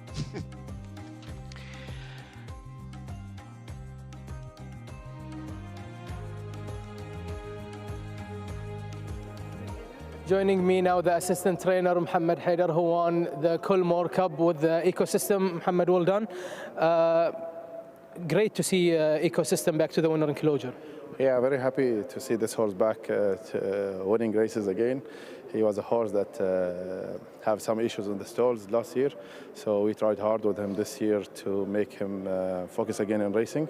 And very happy to see him back on this day. Also, the blinker helped him so much today, especially when he got to the rail and he just take the lead. I think the blinkers add advantage for him here, especially he's a bit lazy horse in his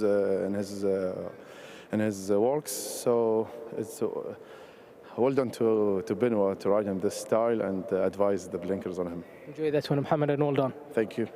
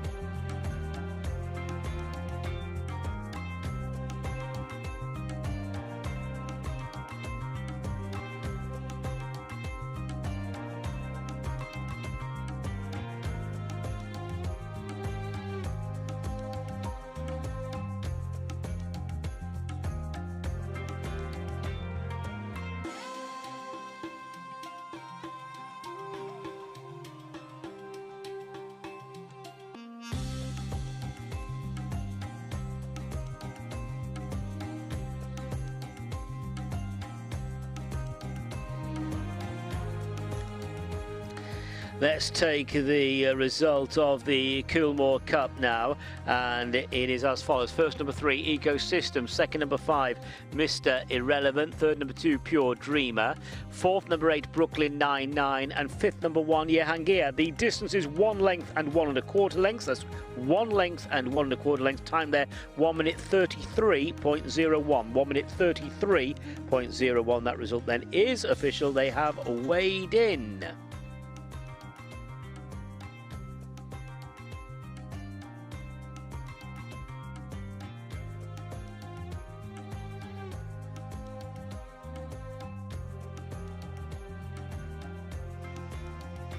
Lovely to have Coolmore Cup success for Ecosystem. Great to have that horse back to the winner's enclosure. It's time now for the trophy presentation. Delighted winning connections, I'm sure.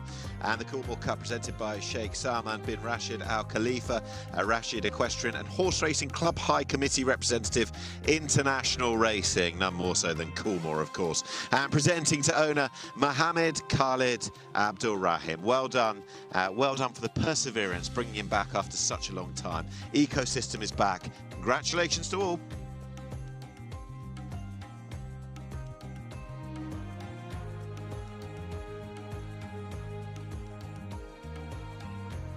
So we're on to our 8th and final race today. We've just seen those connections winning our previous race. Well, those winning connections from our previous race, Mohammed Khalid Abdul Rahim and Haida Ibrahim, well represented here with 3 runners. And Benoit Deslet rides number 1, Jerusalema. Number 2 is December, Hassan Al Safa. 3, The Minder, Frankie van Hunsbroek.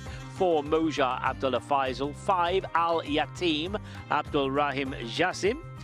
Number 6 is Hercules, Hussein Maki. 7, Fatal Obsession, Lee Newman. 8, Cosmic Power, Ibrahim Nada. And 9, Tomahawk, Stefan Lajaj.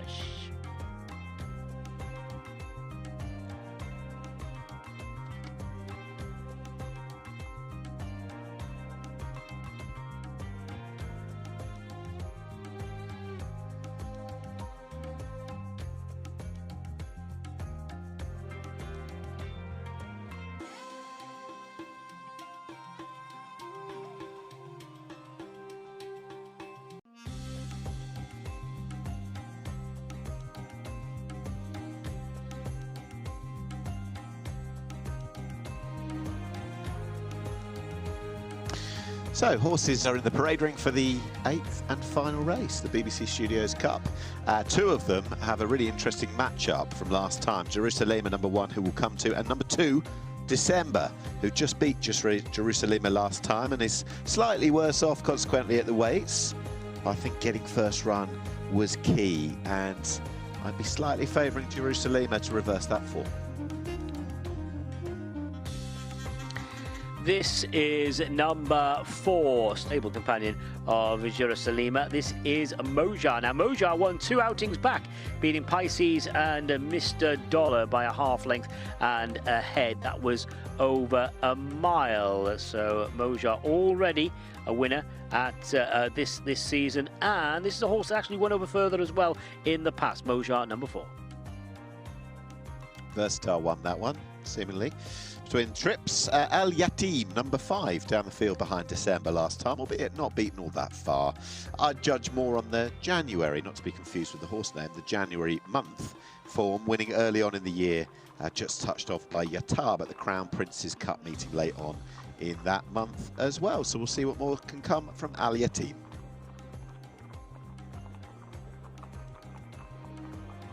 This is number 7, Fatal Obsession. Is the winner of 1. That 1 win came in a maiden race roughly this time last year. Regarding this season's form, there's 2 starts, 2 second-placed efforts behind Dick Dastardly, beaten ahead by the stable companion on that occasion. That was in November. And in December, chased home one of today's rivals, Minder. So lightly raced overall, certainly light raced this season. That is Fatal Obsession. Not without a chance.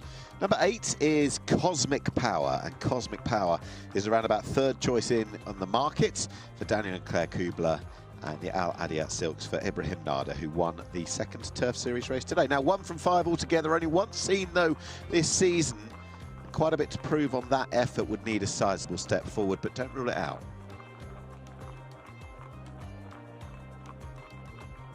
That's the Minder. Yeah, that's the Minder, number 3.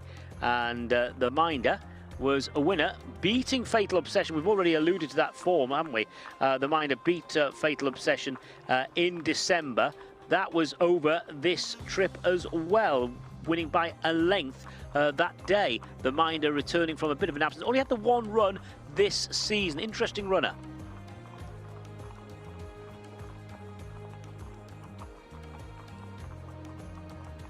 Final discussions, key tactics, all being considered, and an adjustment as well from our most recent winning jockey, who according to the international markets has got a favourite chance of winning the next, with Jerusalem. And Darren touched on some rematches going on, and none more so than perhaps December and Jerusalem meeting again. They've just won our previous race with Ecosystem.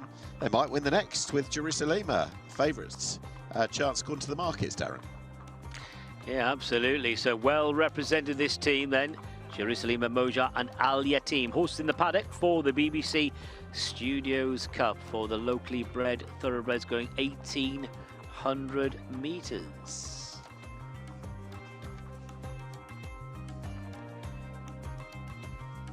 So Abdullah Faisal there rides Moja, the 7-year-old mare, with the team. Rahim Jassim, who takes the ride aboard Al Yatim.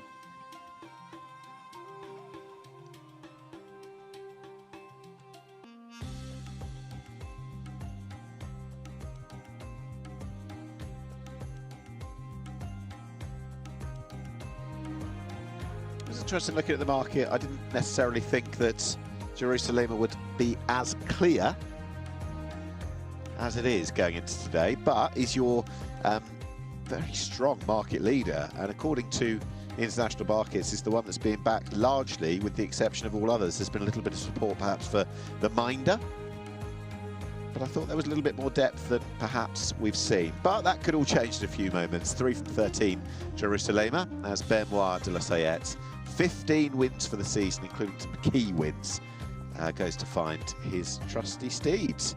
Beat by a whisker by December last time. Jerusalem are now slightly better off, and that was over further than this. Didn't get the clearest run through that day, I don't think. Hasn't won in over a year. Didn't stop Ecosystem, who hadn't won in over 2 years, but that could be changing soon if Benoit can find his horse. Would help.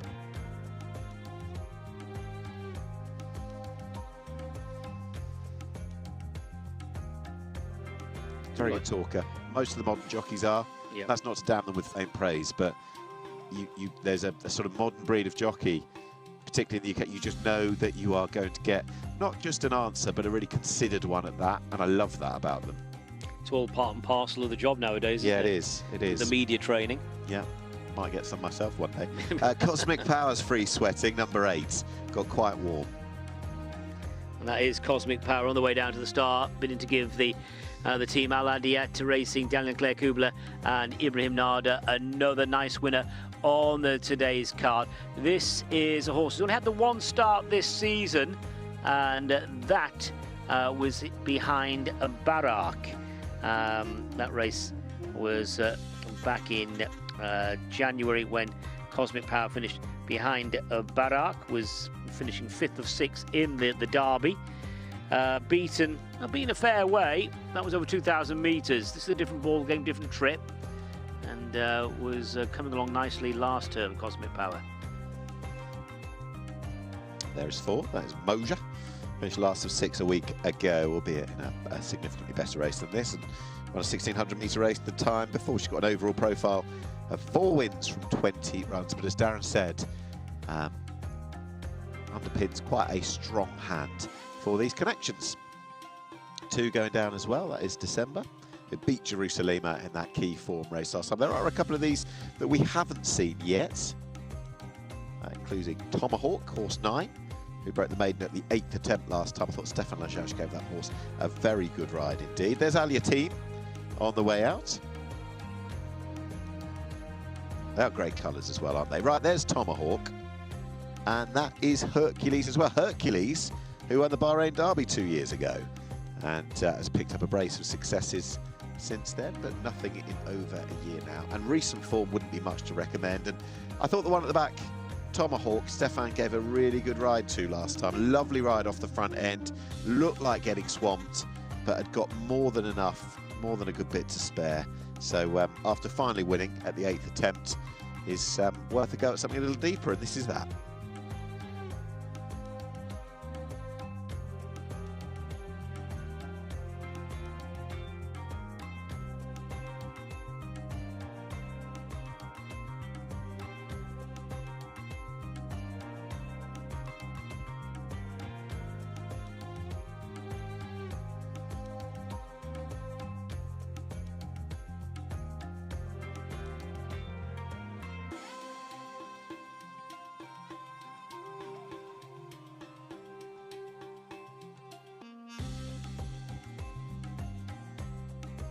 So as we approach the final race on the first day, we'll do it all again, of course, tomorrow, the first day of the King's Cup Festival. A couple of those are going to be late coming out, 3 of which, 1 is without the jockey, and equipped a few moments ago, Benoit needs to find his horse, finally has, Jerusalema, who is your clear market leader, around about a 6-4 shot internationally, 5-1 the rest of the field, and that is headed by the Minder. Cosmic Power 3rd in December, and 4th. Tomahawk is a little bit shorter now, 5th choice of the market, and the outsider of the shorter price horses, if you will, Fatal Obsession. Wait till the last race, Darren, to ask you the likeliest winner for you. Who do you think you'd be angling towards? Jerusalema, the clear pick and the right form chance for you, or not? Yes, I think I'll go with the Oaks heroine from last year, Jerusalema. Obviously closely matched with December on that recent form, but that was different day over a different trip. Totally, and different terms now, which do favour Jerusalema. And this one's just got a bit warm. I thought the angle for Cosmic Power was second up after only 5 starts in the career and had shown promise, but has got ridiculously warm. I just wonder whether Stefan Lajage, fresh from a winner today, yes, he probably could have been a bit closer on Asker, but fresh from a winner in the first of the Turf Series races, the Al Fateh. I'll be really interested to see how deep into the race he's still in the lead, if that's how he elects to play it on Tomahawk, because he gave that one such a good ride last time and had something to spare at the finish. Better horses, you're going to need a little bit more up your sleeve, but that might come. Took 8 starts to win, but I think Tomahawk is one worth following going forward, and looks actually quite a picture, as many of these do, with the exception of Cosmic Power, who's free sweated. Yeah, so Cosmic Power sweating, runners just arriving at the start. Still wouldn't rule out the likes of the Minder and Fatal Obsession. No. Running big races here. They're closely matched, aren't they? They are indeed. It's such a privilege. It's a little further back, of course, but been lucky enough the last couple of years of the Bahrain International Trophy to go down and watch the horses as they start. And when you're up close and personal with them, and assuming they haven't got too warm, and very often they don't, they're cool, calm, collected, you get Godolphin horses, Royal Champion. The physique, the presence that some of the animals have under the beam of the floodlights as well. I mean, photographers would have an absolute field day because they look awesome. It's a real pleasure and a privilege to be up close and personal, as many of these guys do at the start. It's quite a special place. Is there a bit of banter down at the start? Quiet. I think when you get closer to a big race, they always say that, exactly, $1 million prize fund. James Doyle on Royal Champion, as he was there, you're all talk, you're all smiles until the business kicks in, aren't you? And when there's that much on the line, and a huge payday, huge prestige as well, winning the most upwardly mobile races there is on the planet, and I will say that, I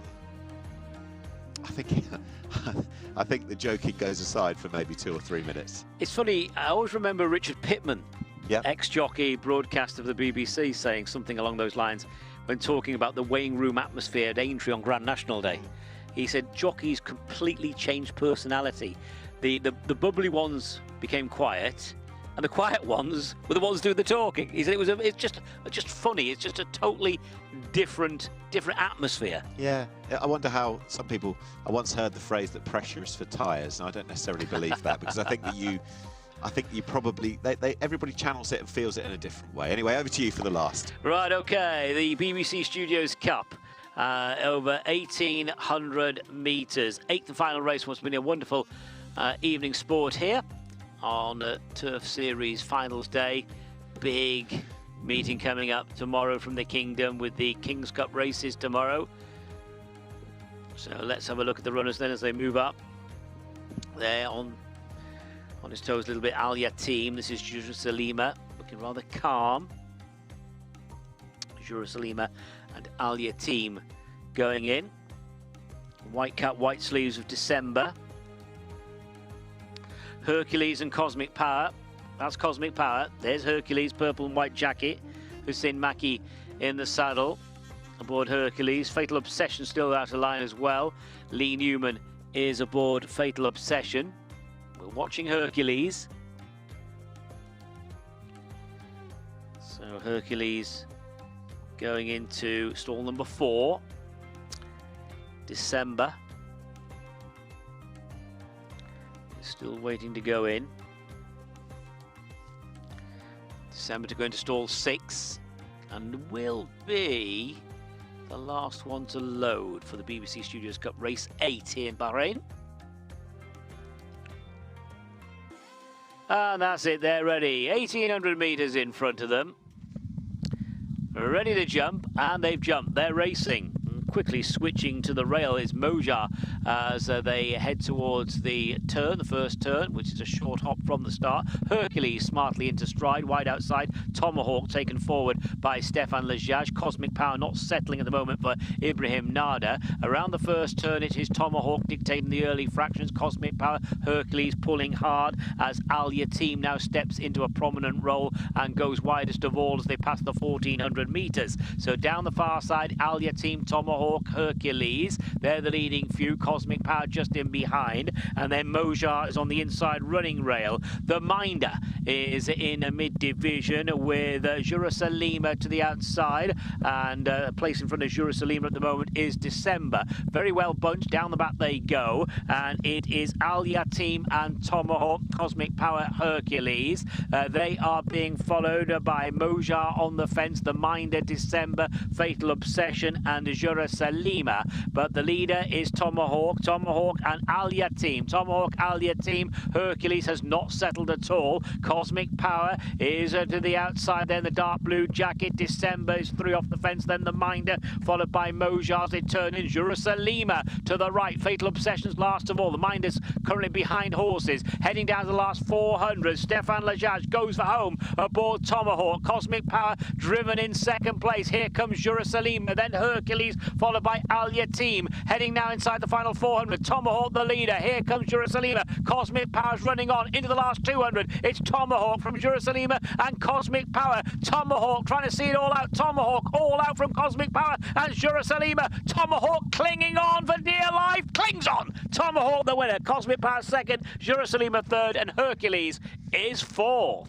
Tomahawk did it from the front. Stefan Lejage. What a great meeting he's had. It's a memorable fixture here for Stefan with 2 big wins on the board. And Tomahawk, a winner back in February over 2000, has dictated things, and Tomahawk has won. Cosmic Power in second place. Jerusalema back in third. Hercules was 4th, and Fatal Obsession has finished in 5th position. Stefan Lejage took the role of the bandmaster. They played to his tune. A few of them wouldn't settle in behind. Well done, Stefan. Top ride. Fawzi Nas, Abdullah Fawzi Nas, Tomahawk, the winner of the BBC Studios Cup.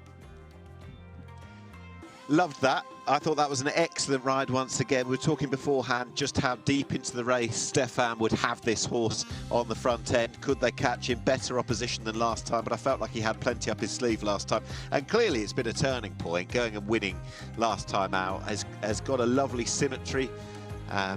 Symmetrical kind of performance in so many ways from last time, but a better opposition. But he'd stacked them up, and it was the ability about 600 metres out to really kick and put some distance, some daylight under the floodlight between himself and his rivals. Catch Me If You Can, and they couldn't. Cosmic Power, free sweating, has run a very good race in second. Jerusalem played that little bit further, from that little bit further back, has finished third running on and has reversed the form and then some with December. But in truth, I think that was all about the ride from Stefan Lajaj. I wanted to see him do it again after last time in a lesser race, and he's done it, and he's got a very willing partner. Well, we've seen some first-class rides, to be fair. Is he getting man of the match for you? Neil Callan hit it very hard with the second, third and fourth race. I thought individual ride on the night, I'm going to give to Benoit de Lassalle on Ecosystem. I thought that was superb. But what this fella's done on Dubai Bling, listening to instructions from Hugo Palmer, he knows a thing or two about the Turf Series, switching out, getting the cover and winning like he did, and then this. I'm going to give it just about to Stefan.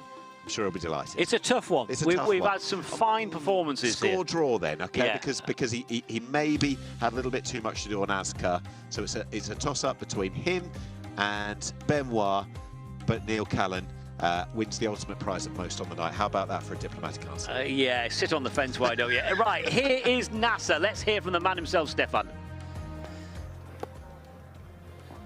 Tomahawk, the winner of the race number 8, with a beautiful ride from Stefan Lajaj. Stefan, well done. It was thank you so much. Absolutely good start to finish, I can say. Yeah, nice start to finish. I wasn't very happy with the horses next to me. Take me on all the way, head to head. But I don't want to give up my my place because I know my horse. And no, he was great in the final straight. And he was nice. Every time they came to me, he go again. How, Stefan, you hold the pressure from the horses behind? I can feel they are coming.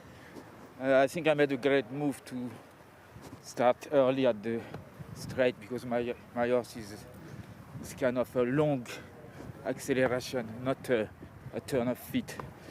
So anyway, I'm happy with him. Let's see in the future what he can give us. Enjoy that one, Stefan. Well done. Thank you. Thank you. Well done, Stefan.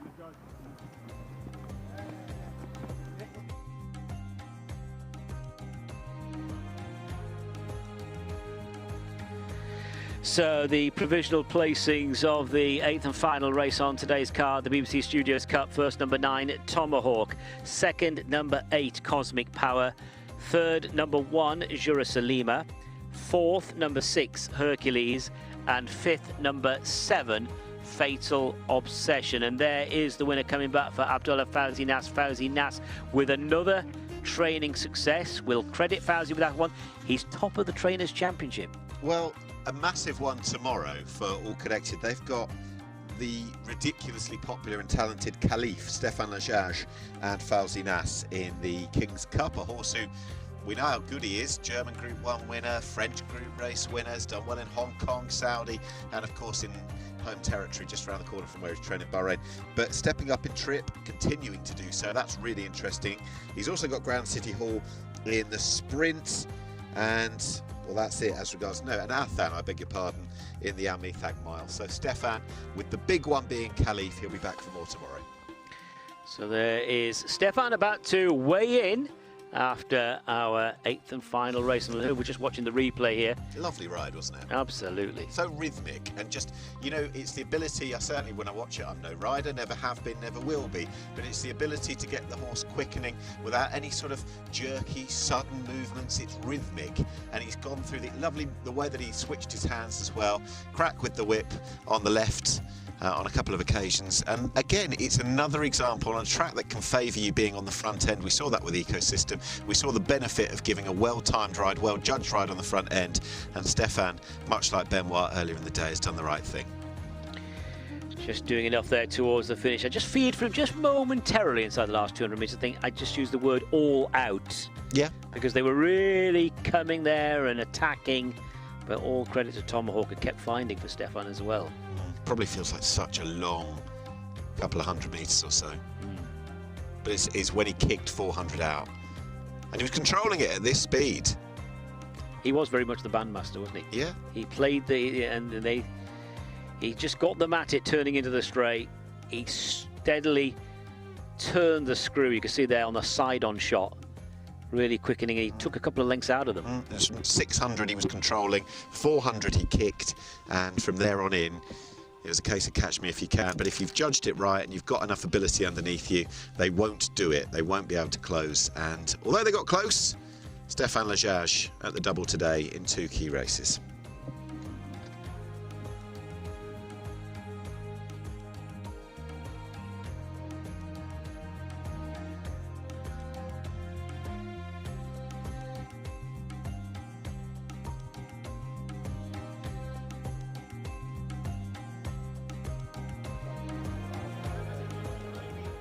Alongside me, the owner of Tomahawk, Abdullah Fawzi Nas. Abdullah, well done.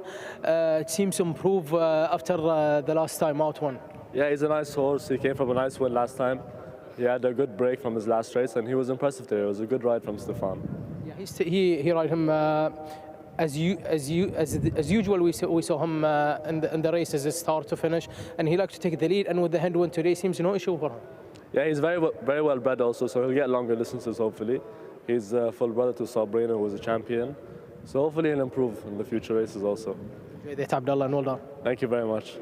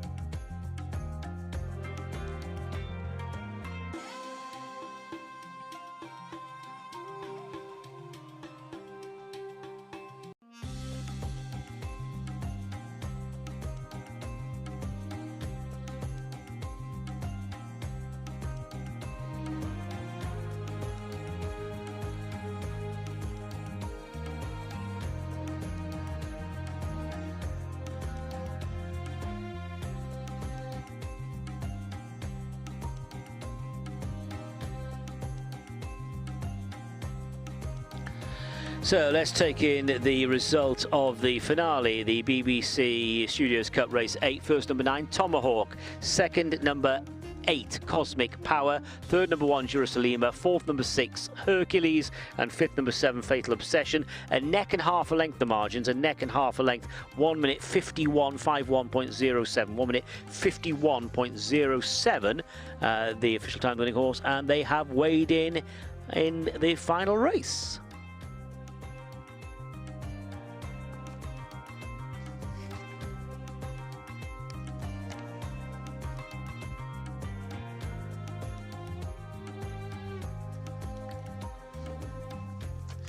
So for the 8th and final time, we'll be presenting our winning connections. Well done after the success of Tomahawk, some very popular local ones. It was success in the BBC Studios Cup, presented by Ibrahim Faisal Al-Malki, Director of Media and Communication Directorate, Rashid Equestrian and Horse Racing Club, to Abdullah Fawzi Nas. Congratulations, you've got a lovely horse to look forward to with Tomahawk, and plenty to look forward to tomorrow as well.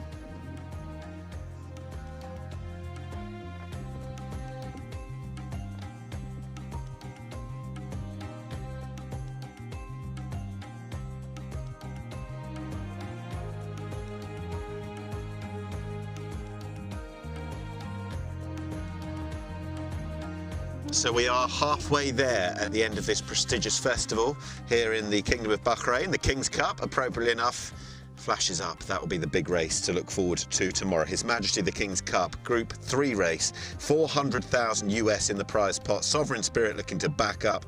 That race will be run 4:30 UK, 6:30 in the Kingdom of Bahrain. You've also got the Al Mithaq Mile, and we will be on air good and early. The first race UK, 2 p.m, 4 p.m, of course, in the Kingdom of Bahrain. But I said 50%, Darren. We've done the first half with the concluding stages of the Turf Series. Very much enjoyed that. Dubai Bling, an appropriate winner of the sprint, although they shared the prize. And Lord Montague, for very popular local connections, winning the middle distance race, although High Royal champion of the series. Yeah, absolutely. Lord Montague stepping up in trip here and hitting the line really strongly in winning the international handicap. We've had some fine equine performances. We've had some fine performances as well in the saddle. Definitely, definitely that. And the top riders have been to the fore. When you look at Ibrahim Nada, the top man, so too Benoit de la Sayette, and long-standing champion rider really out here, Neil Callan, coming to the fore, which is what you want to see when the biggest races are run in Bahrain. So from myself and Darren, from all of the team, of course, over in the Kingdom of Bahrain who've made this possible, thank you very much indeed for watching, and we will see you tomorrow where we'll do it all again. Bye-bye.